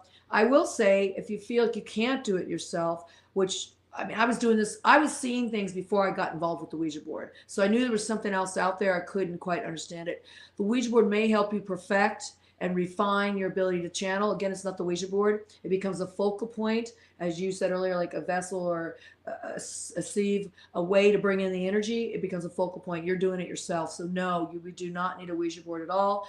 In fact, I do all this work off a Ouija board a lot of times. A Ouija board to me is just something I've come to respect and like, because I've been with them for, since 1973. I love them. And we have about 30 seconds left here. Deb from SAC gave super chat. She wanted to know, does Karen know the name of my special guardian angel, one specifically? Okay, so this is interesting you say that. I heard the S sound, like a Samantha, or it's more complicated than that. I need more time with you to do that, but I heard an S sound like sassafras or Samantha, but it went on longer. That's all I got, but it's several syllables. So some S word. So ask tonight when you go to sleep, say S word, S spirit, come to me, give me your name so I can understand you better. I want to be able to connect with you better. I heard an S. Awesome. And we have about 15 seconds. Tell everybody where they can find your books. KarenADahlman.com, and go to Amazon, go to Barnes & Noble. They're sold there. All my books are there in Kindle, paperback. A couple of them are even in audio. So enjoy it. You guys, thank you. You're a great audience. I really love being at Spaced Out Radio. Thank you, Mr. Rob McGee. It was such a great time being here with you. Thank you, guys. Until next time. All right. Awesome stuff, Carrie A. Dahlman. Thanks for coming in. We'll talk soon. Take care. That move the needle. You're listening to After Hours with Mr. Rob G on the only place where you can own the night. Spaced Out Radio. Spaced Out Radio. You've tuned your dial to the right frequency.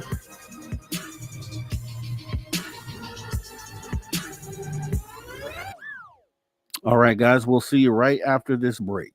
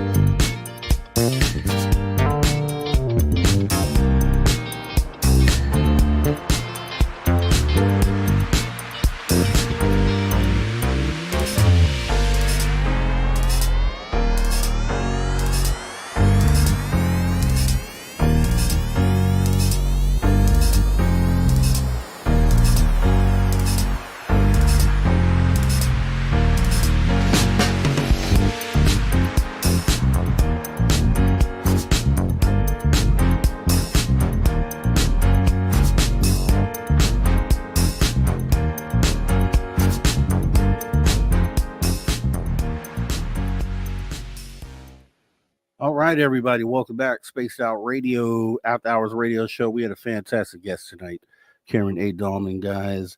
If you missed it, hop in the archives, totally free 99. We're coming back from radio here in about 10 seconds here. And let's get ready to go. All right, welcome back. Spaced Out Radio, After Hours Radio Show. We're in After Hour number 3. We are back, and we want to thank our guest tonight, Karen A. Dahlman, for being awesome. She stepped in, talked about weed. It was interesting, very interesting. I'm telling you, your perspective may shift. If you missed any of the conversation, you got to jump in the archives. We have them. They're free. You can go in anytime, youtube.com/@SpacedOutRadio, as we go ahead and get ready to jump into some of the Steve Stockton Tales Untold Missing Person Mysteries, because once again, we love Steve Stockton, and we appreciate that he is a part of this show, the After Hours Radio Show. So shout out Steve Stockton. Let's jump right on into it. Welcome to Tales Untold and Missing Persons Mysteries on Spaced Out Radio's After Hours. My name is Steve Stockton, and I'm here to take you on a journey of mysteries, legends, and true stories. Come, join me on this strange adventure of Tales Untold and Missing Person Mysteries. There are tens of thousands of people who go missing every single year in the United States alone. These are due to kidnappings, homicides, people taking their own lives, and many other situations and circumstances. There are cases, though, that come up from time to time where a person or people go missing in such unusual and enigmatic circumstances that family members of the missing, the authorities, and the public in general are left scratching their collective heads, sometimes for decades to come. Sure, there are theories and rumors, always tons of speculation as to the how or the why or the who and the where and the when. But the fact of the matter is that most likely no one will ever know the truth. This is one such case. Now, it's not a challenge to go missing in a national park. The woods of our world in general are filled with all sorts of dangers we could run, slip, fall, walk, or somehow get into in general.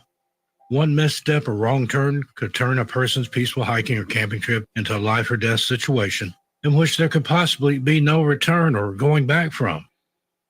One such place of extreme and almost unreal beauty, combined with labyrinth-like twists and turns, tall cliffs, and scree fields, where a person could literally take one wrong step and end up in a disastrous struggle for their very survival, is Glacier State National Park. This is where approximately 240 visitors have died in the past 240 years. Some succumbed to drowning, others took their own lives, others still had a tragic accident befall them, and still others were simply victims of Mother Nature. The list of ways to die in the woods is tragically long and seemingly never-ending. Glacier State National Park is located in western Montana, United States, and we're going to discuss just a handful of cases of men who have gone missing and have never been seen again, dead or alive. The title of this video comes from how these cases are classified: Lost but Never Found. Way back in the summer of 1924, two brothers named Joseph and William Whitehead went missing somewhere in the lush forests and beautiful mountains of Glacier State National Park, and they were never found, alive or deceased. Their particular tragic disappearances took place in the 20-mile span between the Granite Park Chalet and Lake McDonald. Joseph Whitehead was the elder of the two brothers at 29 years old. He was an engineer for Universal Battery Company, located in Chicago, Illinois. His brother William was just 22 and attending MIT in Boston, Massachusetts at the time. The photographs used in the reward photo after they disappeared show them as two impeccably groomed and very well-dressed young men. Letters they had written to their mother showed their personalities to be kind of reserved and extremely respectful.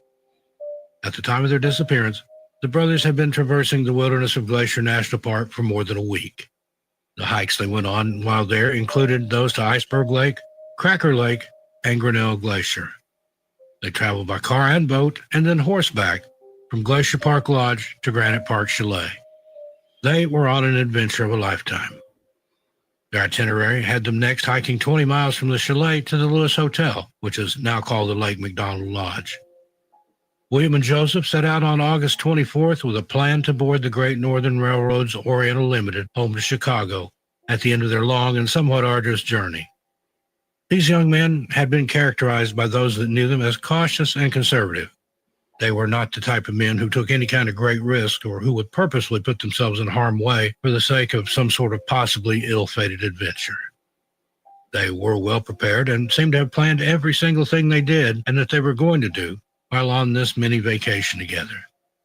On August 20th, 1924, just 4 days before they would go missing, Joseph wrote in part to his mother, "We are enjoying ourselves very much and taking no chances of injuring ourselves. Don't worry, Mother. We won't get into any danger." 4 days after writing this, on a bright and sunny Sunday morning, the brothers left the Granite Park Chalet on foot and headed into the forest for a hike which would take them to the Lewis Hotel at Lake McDonald for the last leg of their journey. They were last spotted here, wearing what are still described to this day as hiking knickers, and smiling, a mere 10 miles from their final destination.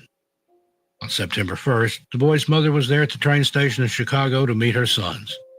Sadly, they never stepped off the train, and thus began an intensive and rather extensive, especially for the time, search for them. At one point, even then-President Calvin Coolidge went to the park and told the rangers involved to spare no expense in the search for these two young men. According to Interior Secretary F.M. Goodwin, 13 rangers, 2 famous Indian guides, and 7 tried mountaineers were out for more than 2 weeks. That was reported on September 16th of that year. There never has been a search in the national parks conducted with more vigor and effort, he continued. By now, this was national headline news, and the Whitehead brothers had seemed, much to the nation's surprise and sadness, to have disappeared into thin air. The park's chief ranger and superintendent, Charles Crable, when he became aware of the men's disappearance, launched another massive search effort, confident that they would be the ones to find the boys' remains. It had now become a recovery mission. With the coming snows, the search shifted to include a few criminal possibilities. For more than 2 years, the new chief of the Young Bureau of Investigation personally oversaw the efforts of his G-men. Almost every month, J. Edgar Hoover himself filed a detailed progress report with the director of the National Park Service or the Secretary of the Interior. Clues for the investigators quickly ran out, as did the patience of Dora B. Whitehead, the missing men's mother. That's according to Charles R. Butch Farabee, Jr., author of Death, Daring, and Disaster, Search and Rescue in the National Parks. Even J. Edgar Hoover himself instructed the FBI to get involved, but it was still all in vain. Not a single clue as to the brothers' whereabouts was ever found. Most people just figured the men had come to a tragic but accidental demise. Others, though, were more convinced some sort of foul play had befallen them, perhaps at the hands of bootleggers in the area. However, no evidence ever turned up one way or the other. The men's mother, Dora, started to believe in the bootleg and foul play rumors and wrote to the Secretary of the Interior, saying, "I want my 2 sons dead or alive. Surely I'm not asking too much. They belong to me. I have a right to have them. My 2 sons were murdered or kidnapped in a national park, and I am pleading with the government of the United States to find them." Now, the probe into the disappearance was exhaustive, yet still nothing became of it. It's been written that the disappearance of the Whitehead brothers is the most perplexing and inexplicable mystery in our records. This case did come to serve a purpose, though, one for the greater good. From this point on, the job of the park ranger was forever changed. Now, not only was preserving the wildlife and natural resources of the park their most important job, but protecting, finding, and rescuing the visitors to the parks became their biggest priority. So whatever happened to the Whitehead brothers? Decades later now, and still the glacier wilderness has divulged no clues. It has, in fact, remained eerily silent in not only this case, but in the case of others we're going to discuss today who disappeared under strange circumstances and who had their disappearances itself become truly even more bizarre by the lack of evidence and clues left behind. Mainly, there were none at all. All of them fit to put under the rather heading of lost, never found, in the wilds of Glacier National Park. Another case, a man named W. Cosby Bell hiked up Mount Brown in the summer of 1933 and, strangely, never came back down again. Another case of the mountain seemingly swallowing someone whole and spitting out no clue as to where he ended up or what happened to him. Records on that case are very scarce and hard to come by due to the date and lack of record keeping for the park services. Glacier National Park has 1 million acres of rugged terrain alone. This extremely vast expanse is almost unimaginable when trying to wrap our heads around the scope of a search that would need to cover this much area in order to be fully complete. Fast forward, on May 29, 2003, a 40-year-old man from Dora, Michigan, named Larry Kimball, arrived in the park. This was evidenced by an entrance ticket eventually found in his 1998 dark blue GMC truck during the initial search. When they hadn't seen or heard from him in approximately 6 weeks, Larry's friends and loved ones reported him as missing. The truck was found abandoned at the Rocky Point trailhead near Lake McDonald on June 16th. Nobody had any clue whatsoever as to where he'd been or what he'd been doing from the time he had entered the park until the time his vehicle was discovered abandoned. It's a huge mystery how even search dogs and park SAR personnel, including rangers, could fail to turn up once again even a single solitary clue as to where in the world Larry could have ended up. It's the same thing over and over again, the same thing every time. A person enters the park and is never seen or heard from again, and there's absolutely no evidence whatsoever to even allude to where they may have gone. Imagine the families and how they feel and what they must be going through. Not knowing must be absolutely gut-wrenching. The Allegan County Sheriff's Office, back home in Larry's state of Michigan, took the initial missing persons report. Sergeant Tony Saucedo stated, his family is very worried about him. Jim Kimball, Larry's brother, explained to investigators that nobody had seen or heard from his brother since spring of that year. Larry's residence was searched, but that too was an unfruitful search and yielded nothing of any value to authorities. Rangers did discover that Larry didn't even have a backcountry permit and discovered no camping equipment in his abandoned vehicle. There was also no record of him recently lodging in or even near the park. His family and friends reported that he was not the type to hike or camp and were unaware of any itinerary he may have had when entering the park. Nobody even knew beforehand that Larry had planned on going on this trip into the mountains in the first place. Authorities and Larry's loved ones were stumped, to say the least, and the lack of any real clues or evidence as to his whereabouts stymied everyone. Rangers initiated the first attempt at locating him on June 27th, but despite a search dog and handler being brought in to search the Rocky Point area, the attempt was unsuccessful and, once again, yielded nothing.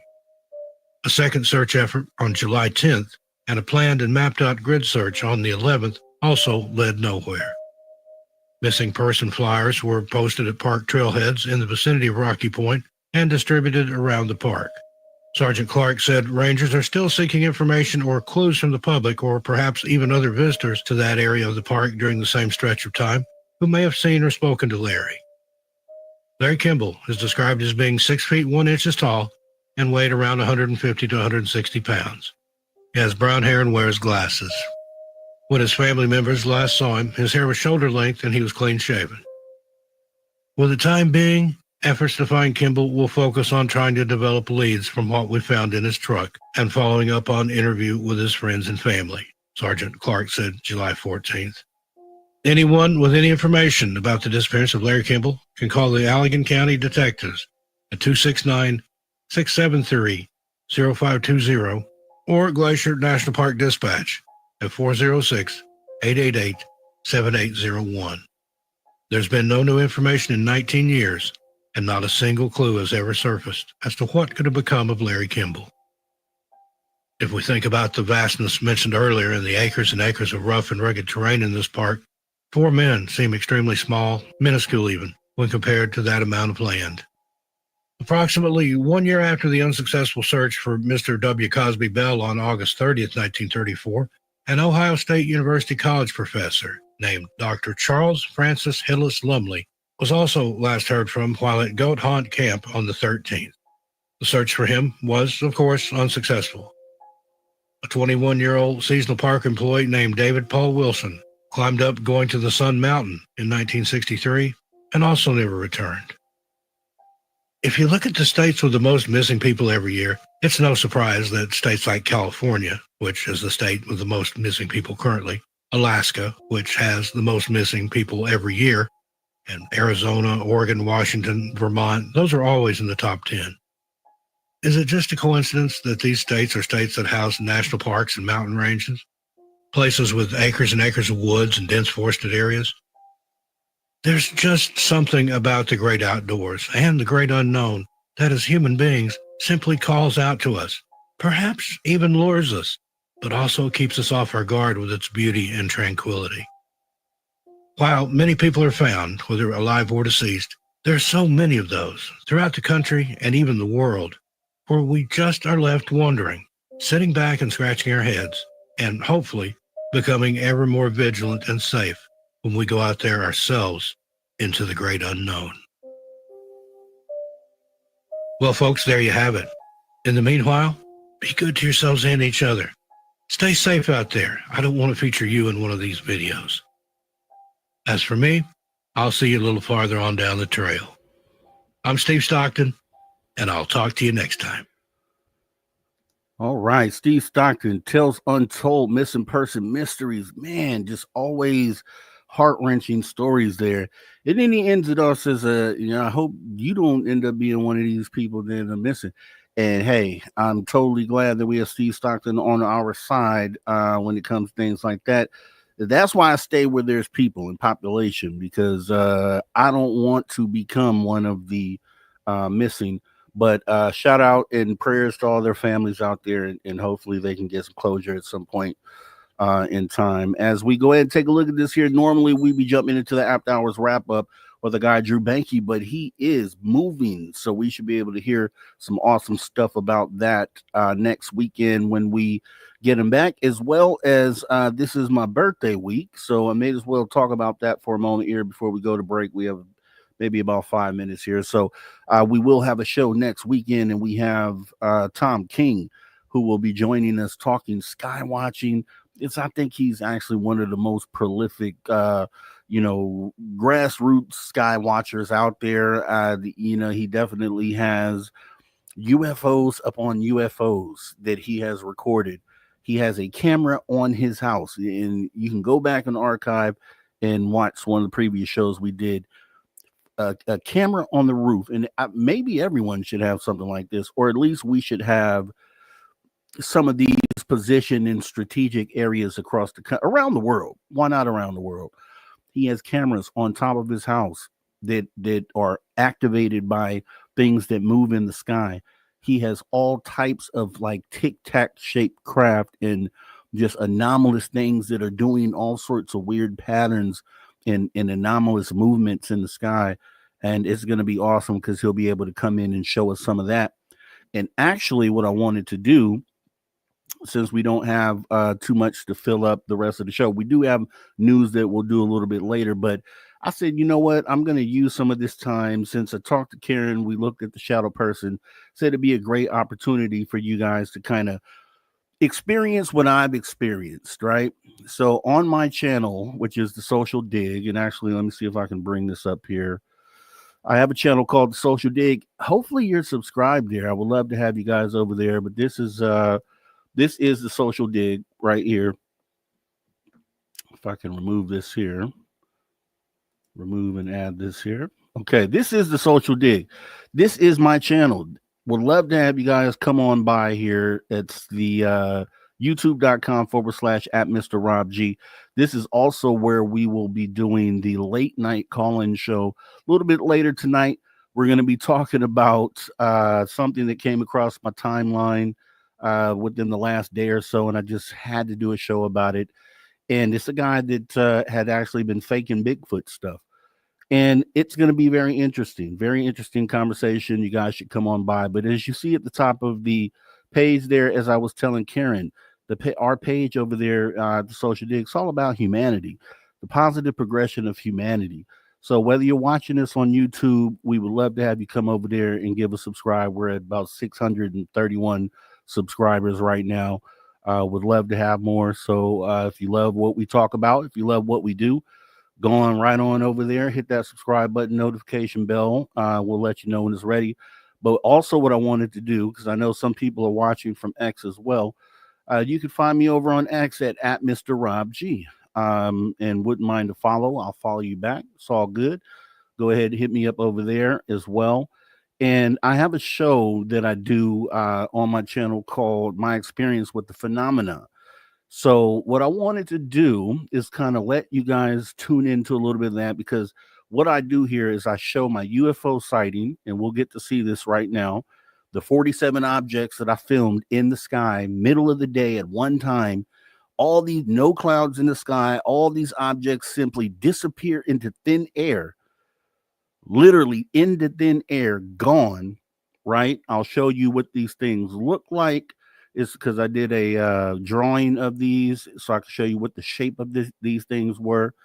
And also the orb sightings that I've had, also the phantom knocking that I've had. I go through pretty much my experiences with the phenomena.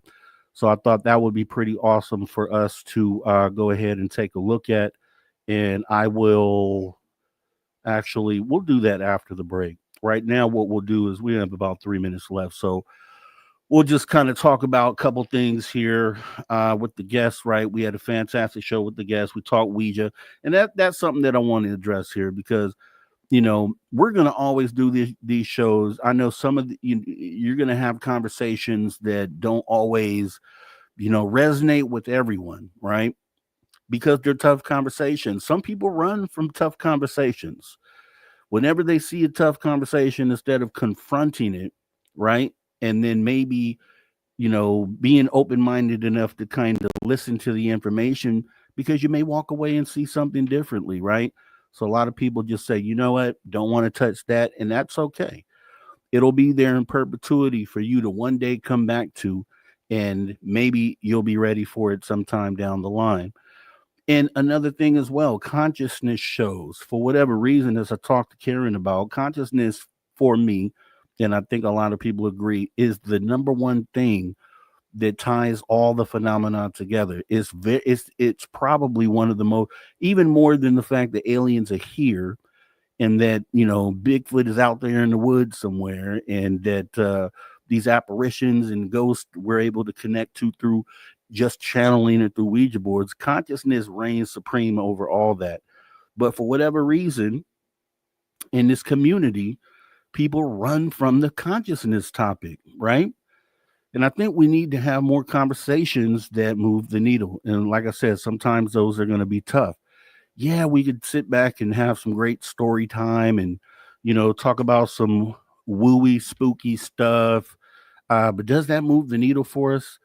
Or is it more like these tough conversations that we have, right? So we're going to continue to have these, you know, like I said, initially on the face of it, some people may not be ready in the moment to have them, and that's okay, as long as they're in the archive, because once again, the archive is absolutely free, and you can jump in there at your leisure when you're ready to open your mind up to other subjects, or, you know, to things outside of just spooky stories, right? And that's also kind of what we do over at the Social Dig. So positive progression in humanity, things that move the needle. We'd love to have you guys over there. You know, I know you support me over here, which I do appreciate. But we do hard work over there as well. And we have some really great shows. And the call-in show, right? It's a place for you to call in. So we actually have a phone number that you're able to call in on, talk about your experience. We have people in this audience right now who call in all the time. And, you know, we really talk about various things. Tonight, there'll be another opportunity for that, because there is a person out there in the world, and this is just brought to my attention, that is out there hoaxing things, right? And I've always talked about how we need to separate the embellishers and the people who just aren't truth-telling from, you know, the actual experiencers, because that's how you muddy up the waters. And when I saw this, it came across my timeline. I was like, nah, we got to address it, because I can't just sit back and allow that type of thing to happen within the community. So it should be interesting, you know, and I would appreciate everybody coming by. But we're going to go ahead and jump into the last break right here, and then we'll come back after the break, and I'll show you my UFO sightings. I'll show you the orbs that I ran into, and all these various parts of the phenomena that I have been privy to. So we'll see you right back here right after the break on the After Hours Radio Show with me, your host, Mr. Rob G. It's going to be a fun one. Make sure you come back, and we'll wrap up the show. See you back here in just a minute.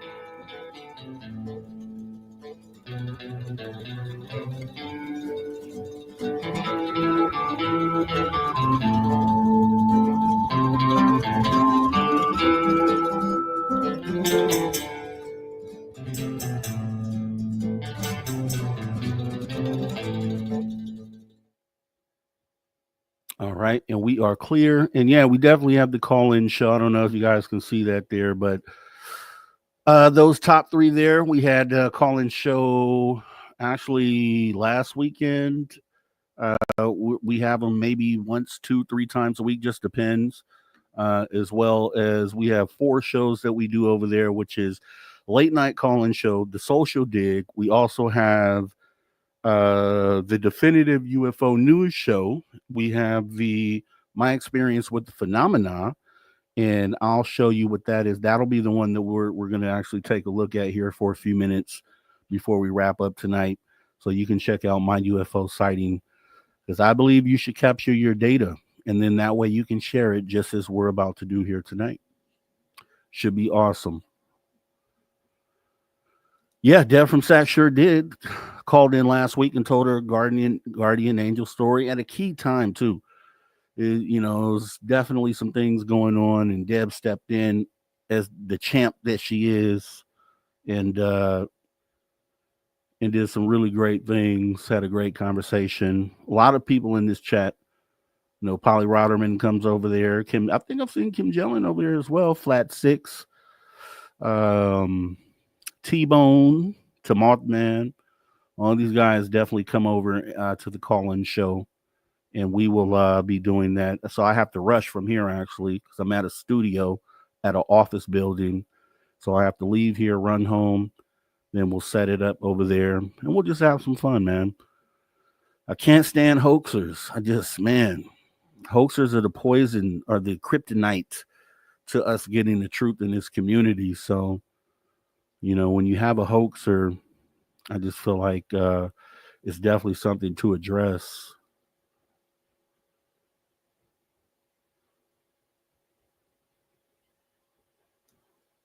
And let me see here. Yeah, I think so, Polly Rotterman. I think there was a great conversation tonight. Karen A. Dahlman, fantastic guest.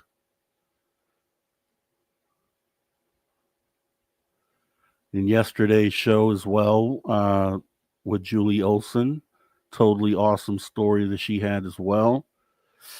Man, I think we're doing pretty good work here, and we will continue to do so.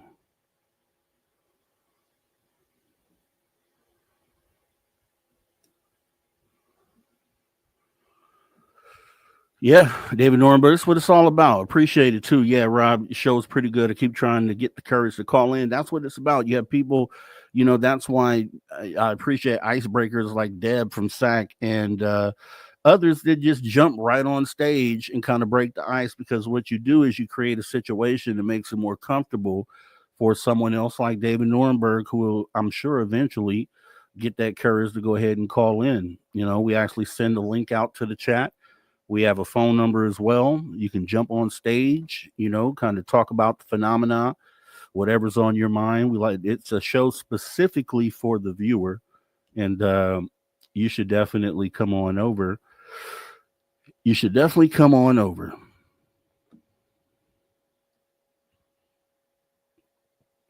As we got about a minute left. Then I'll show you some of this stuff here. Pretty interesting stuff with my sighting here. And we'll be taking a look at that right after the break. Let me actually queue up the video here.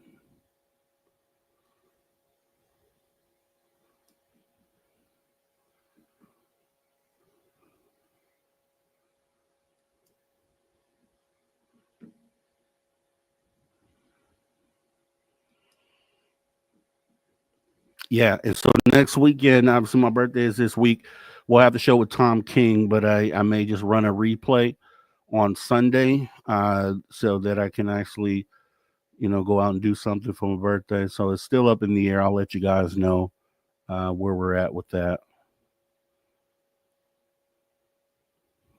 As we got about 30 seconds left here before we come back from break.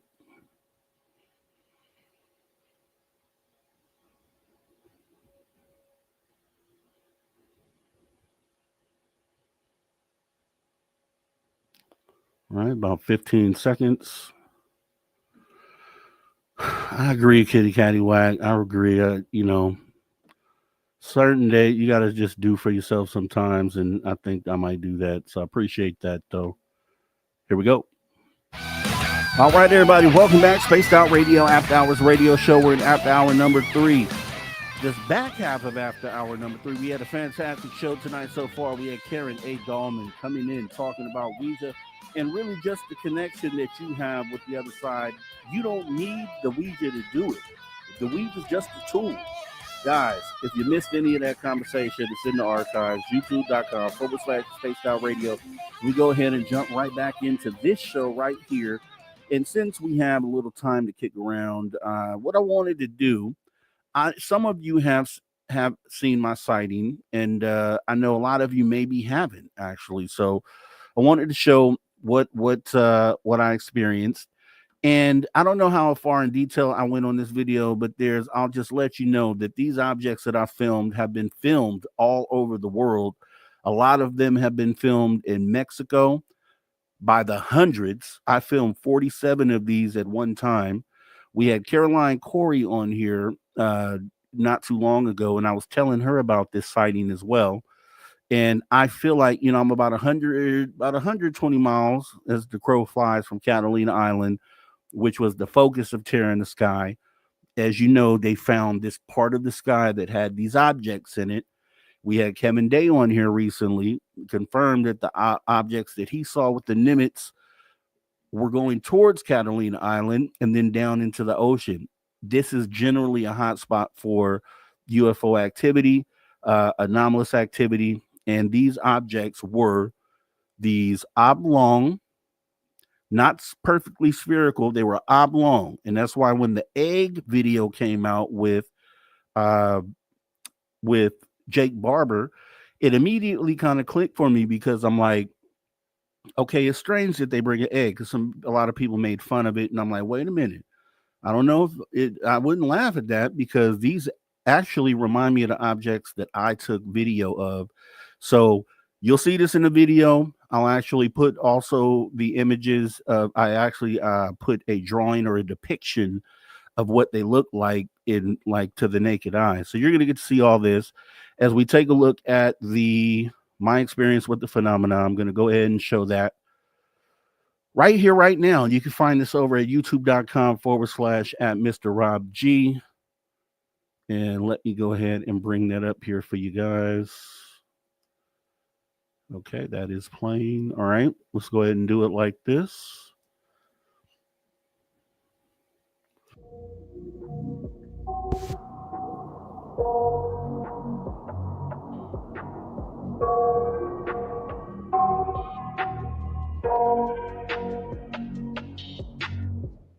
I got nightmares in my head, I fear that the thoughts build up until I can't hear, that my mind fills up into a creature, and it haunts me somewhere much deeper. Anxiety, filling up every space, no privacy, and silently it could build and build until you finally see, whoa, it's taking over, damn, no closure, moving closer. No exposure, I just wanna be a loner. Some can't stay sober, looking over all their shoulders, like moving boulders just to get out of the home. It sucks, I've had enough, I don't wanna feel the stuck under the rug, all my problems that I shove.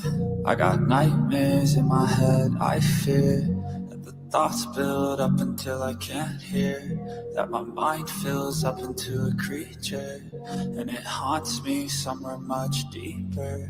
I got nightmares in my head, I fear that the thoughts build up until I can't hear, that my mind fills up into a creature, and it haunts me somewhere much deeper.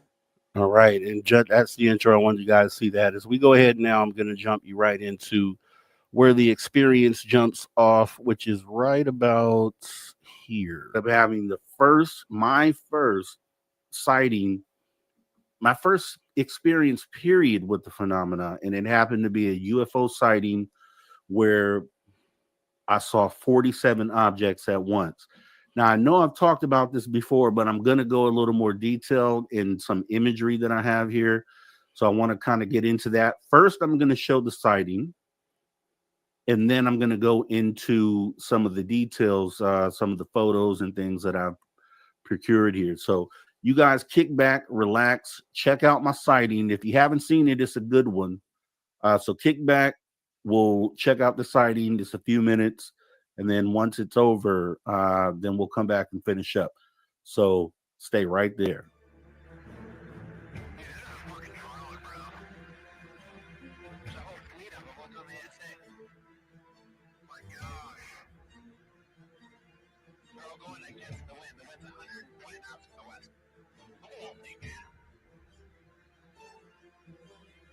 So just so you know, this is just some B-roll. I added this in here because obviously the gimbal, and it kind of reminds me of the gimbal, like what you're going to see, because he says there's objects are going against the wind.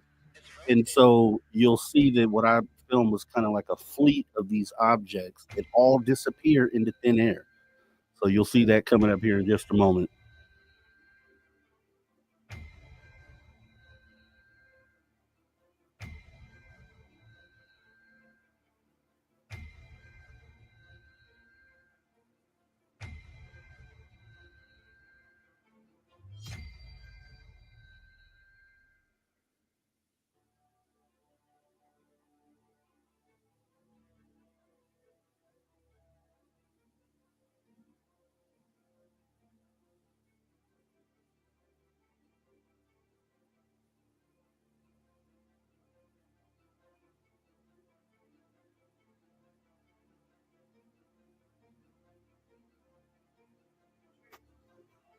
This is my sighting right here.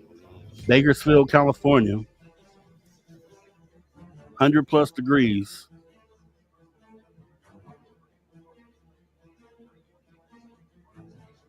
Not a single cloud in the sky.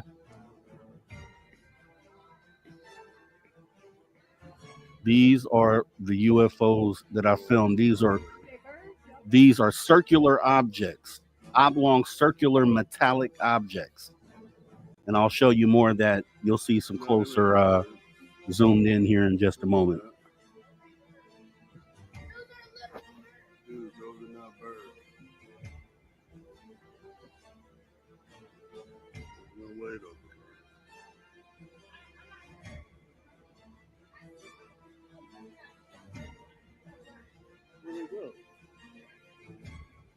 Totally disappeared, gone. Okay. All right, Kiara. Where?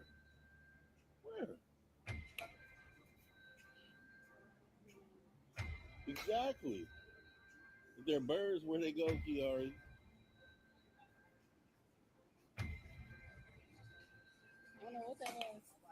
Kiara. These things were in a cluster overhead, like at about the 10 o'clock position, and they were swarming each other. At first, I'm like, those gotta be birds. And my girl's like, no, I've seen them. They're shining. They kind of just were disappearing. And then I started recording them. They came right overhead, and I looked at them with my naked eye. These things were metallic, sphere-like circles with these black objects sticking at the bottom. You'll see some zoomed in stuff here. I'll show you. These little black pipe objects sticking out of the top and the bottom, floating like they're alive, moving through the sky, and then they all disappeared. If you slow the video down, you'll see some of them phase in and phase out. Here's someone in 2020 in Oakland, California, filmed the same object. Damn, that look hella weird. I don't see no wings flapping, man. Do you see wings flapping? I have cases of other objects that the same objects reported to Newport National UFO Reporting Center. This is one day after my sighting in Aurora, Colorado. The same objects. These white oblong objects with these black pipe objects sticking out the top and bottom. I put this out to Mick West. He replied. This is what he said, obviously. Oh, seagulls. Not seagulls, metallic spheres.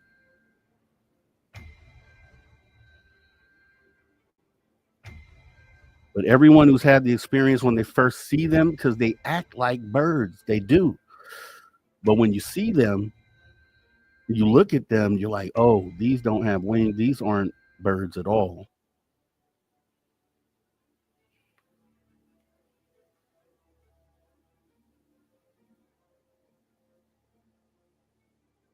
And there's a MUFON video that I have where I've done, they had a sighting in Mexico in like 2004, 2012 as well, where they had hundreds of these things in the sky.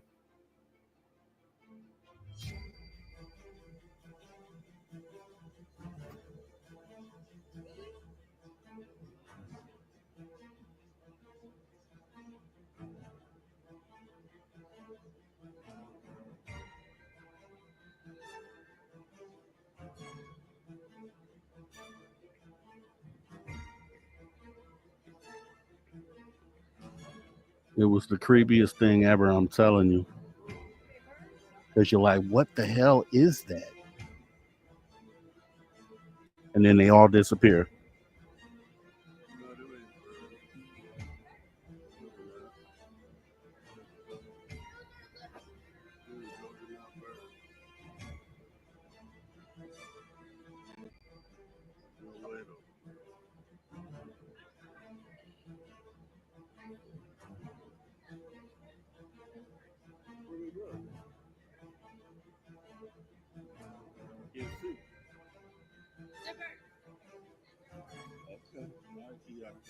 Where?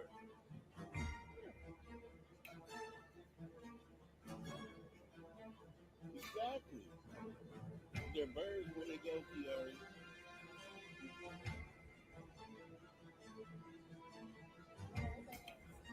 Kiari, those are birds. Where did they just go? Nah, ain't no maybe. Dude, you can still see them, dude.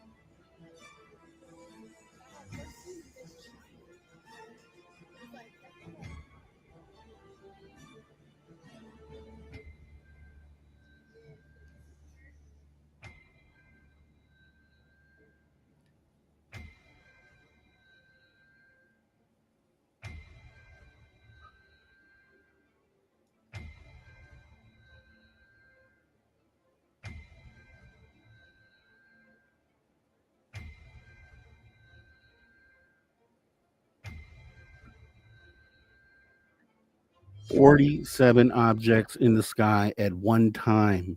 They all disappeared." So epic sighting, and what I wanted to do is, because this being my first sighting, right? So this was like a just shoved in my face as an overwhelming introduction to the phenomenon. Like, there is no mistaking what it was that I was being shown for whatever reason. I don't know. As far as I know, the research I've looked into, I don't know if anyone else in the city saw that. I did look for sightings, and I still check to this day, because sometimes people post sightings, after they've tried to figure it out. There is one angle that I'm still working as those things were disappearing in the sky, and we're going to get into some of these frames that I had actually taken from this. There was I checked Flight Radar 24, and there was a private plane that was coming in for an approach from the same direction that those things were traveling in. So there's a chance that the pilot of that plane also saw that, and I'm working on trying to speak to that person. But pretty undeniable, right? So this is my introduction to the phenomenon. 47 objects at once, clear blue sky, no clouds in the sky, no sun playing tricks on you or any of that. So this was my initial introduction. Let me get into some of the frames. And you guys, if you watch the video, I'm sure you didn't catch any of this. But looking at this is a still image from the video we just watched. And you can kind of see what these things are made of, right? So I'm going to go ahead and get into the zoomed in picture. These are the black pipe-like objects sticking out of there. Now, what I have never done, and what I've done for today, is I actually had done a recreation of what these things look like with the naked eye. So think about this, right? Think about what you just saw, the lifelike motion of whatever these things are, and take a look at this. This is a recreation of what those things look like. So with the naked eye, these things were almost spherical, almost perfectly round, physical objects, and they had these black pipes like things sticking out of each one of them. Each one of these things were identical. So if you can look at this photo, you can kind of imagine what it was that I was looking at in that moment. So the video doesn't really compute to, you know, what I saw firsthand. So this is the exact appearance of what they look like firsthand. So if you ever see anything that looks along these lines, then you're seeing what I've seen, and we're going to look at some other examples as well. You saw some examples in the video of other sightings where these things were caught in the sky, and I kind of want to go over those. So this larger object on the right, this is essentially what this thing looked like. So a spherical, it was kind of oblong, right? So it wasn't perfectly round. It was kind of oblong. And the only thing I could see from the ground was the black pipe sticking out the bottom. It wasn't until I zoomed in on the frame, like you just saw, where I noticed the pipe also sticking out on the top. So not man-made. And whatever this is, what I think they are is I think these things were unmanned drones. And I think they're ET drones. They just disappeared completely into thin air. Now, until the government, if they're working on something top secret where they now have the ability to cloak or make things disappear, then until that day comes, this is something that humans cannot replicate or duplicate. So just want to show you this, and along with that, I have, okay, so you can get an idea of essentially what I was looking at. So these things right here on the right this is how they're depicted on the left. So imagine what you see on the left is what you see on the right. Moving through this here, weird shape. I don't see what the purpose of this black pipe object is. I really don't. I don't know. That's the question. It's like, well, what, this being part of the phenomena, what is the goal or what is the purpose of these things being out in this fashion? What is the purpose of this? Right? Next time you see something white in the sky, even if you think it's birds, because when my lady called me out to look at this, I initially thought they were birds, and she told me to look again. And when I looked closer, I realized that they were shining like metallic. So I went and grabbed my phone, came back out. By the time I did, they were flying directly overhead in a formation. And as they flew, they looked like the object on the right. Mind-blowing. Never seen anything like that before.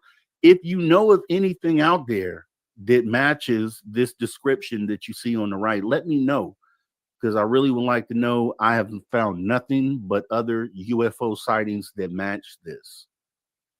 So moving on, this is someone else's sighting. I think this was in Mexico, but you can see the exact same objects. Now, it would appear that these black pipe-like things, we'll call them, I think they retract and detract. I think they go in and out of whatever this object is, right? For whatever reason. I don't know what the purpose of it is, but this is what I saw. This is a closer image of that. I don't get it. I really don't get it. I don't get, what the purpose is of these black objects sticking out. I just don't get it. Let's see. Moving into this here. This was another thing. Now, you wouldn't have caught this in the video, but if you look, this is when I took this frame by frame. So obviously these are the objects. Look over here to the right middle, and you see this little zigzag line here. This was roughly about the part of the sky where these things disappeared. So they traveled across the sky from left to right. And when they got right about where this zigzag line is to the right is when these things just disappeared. Now, is this a portal that people talk about? What it makes me think of is, if you remember, Caroline Corey had the Tear in the Sky documentary. If you go back and watch that, and the part of the documentary where they finally find that piece of the sky where all these objects are clustered in, it reminds me of that. Are these the same objects? I am 120 miles from Catalina Island, where they filmed that. If So you it's can't very see it, possible. it's right here. And I do have a zoomed in image of this. So if anyone else has seen anything like this, let me know. there it This is that here. zigzag line zoomed in. So tell me what this is, because this is only in one. It's if you take my video frame by frame, you will see this zigzag line. Have no clue what this is, but you only catch it in like 1 or 2 frames. When those things go across the sky, when they get to about where this part of the sky is, they all disappear. So I've seen this sort of zigzag line in other UFO sightings. I don't know what that is. So if you guys, for real, if you know what this is, definitely let me know. I don't know. I have no clue. I can just tell you these objects flew across the sky. When they get about here, boom, all 47 are gone. So I'll leave you with that. And I want to make sure that you guys, if you want to see the rest of that video, it's right over on the channel. You can go check it out. My experience with the phenomena. We love to have you over there and kind of jumping in, showing your love and your support. With that being said, I'm going to get ready to get up out of here. As we go ahead and wrap this up, we had a great show. I'm glad I got to at least share that with you. You can see the orbs and all the other things that I actually captured as well. The shadow people, the phantom knocking is all within that episode. We have that and a lot more right over there on the Social Dig. So we'd love to have you come on over and hit that subscribe button, hit the notification bell, and even come by later on tonight as we do the late night call-in show. And we kind of jump into these hoaxers. There is a Bigfoot hoaxer. I won't say his name here, but we will say it over on the other channel. And he just kind of basically put out this new video with Gaia, and he's a known hoaxer. And it's just, when you have a hoaxer, you got to call them out, because they make the community look terrible and takes away from the credibility of people who have authentic experiences. So with that being said, definitely want to thank Karen A. Dahlman for coming on in tonight, being awesome, having these great conversations with us. I want to thank you guys for being able to sit down and have a tough conversation. And like I said, I know other people didn't want to talk about Ouija, but you'll come on in. You'll catch it on replay. I know you will. We got to thank Ron Bummerfithall. He's the guy who brings us out each and every weekend, teaches us to never say never again, because the phenomena is real, which means anything and everything that we're talking about here is definitely possible. If you loved the show tonight, or if you didn't, hit the like button, hit the dislike button. Either way it goes, we appreciate you tuning your frequency right here on Spaced Out Radio, where we do what we do best. What's that, you ask? We own the night. We own the night. We own the night. This show has been copyright SOR Media Ventures Limited, Spaced Out Radio. Been a pleasure once again serving you as your host. My name is Mr. Rob G. This is the After Hours Radio Show. And to all the space travelers out there, it's not a goodbye nor a farewell. However, as we go off air for the night, you can best believe we're going to be right back here doing the same thing, same time, same place, all over again, moving that needle. See you next time. Thanks for coming in. You guys all take care.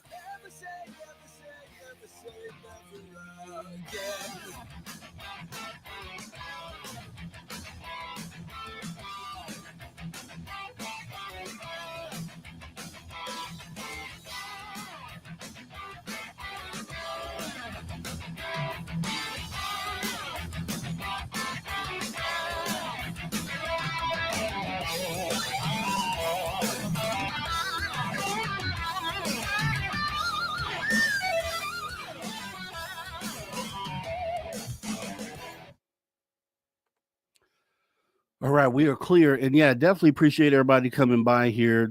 Thank you for the birthday wishes, Polly Rodderman. and y'all be rushing home so I can go ahead and set up the other show and we can just have fun talking about hoaxers. Because man, hoaxers are so just a stain on where we're trying to go. We're trying to get the truth. We're trying to get answers. We're trying to find out why things are happening. We're trying to, kind of further the conversation. Then you have hoaxers that that have us take 2 or 3 steps back. And it irks me to no end, which is the reason why I even set up a show to talk about that. But I think it'll be fun. You guys should come by and check that out. Also, with the UFO sighting, the portal piece, I'm just going to call it a portal because I have no clue what it is, but that zigzag line. And I know there's other sightings I've seen that had that zigzag line in the sky. I can't think of the ones that, if you come across that though, make sure you send me a note and let me know. But, whatever these white objects are, these little oblong sort of objects, they are everywhere. There are so many different instances where I've found these. They've been reported to Newport. They've been reported to MUFON. MUFON has come back with, they don't know what they are, essentially unknown. Every time they get these submitted, they're just unknown. They don't know what they are. They have determined, though, that they are not balloons. They are not drones. They are not birds. They have no clue what they are. And if you ask me, with that formation, if you go back to Gimbal, and it's a fleet of them, they're going against the wind. I'm telling you, as far as formations go, when you talk about UFOs, these things are often seen in formations. What the purpose of them are, as I said in the video, I think they're drones of some nature. I think they're let out from UFOs. I think these, or UFOs send these things out like probes, essentially, and they go out and they do whatever they're going to do, and then they come back to maybe a mothership. I don't know. So we'll see what's going on with that. But as I said, thanks for coming on. It's been a pleasure talking to you guys tonight. Great show again. We'll see you over at Social Dig if you come over for the call-in show. You guys have a great rest of your night. Take care.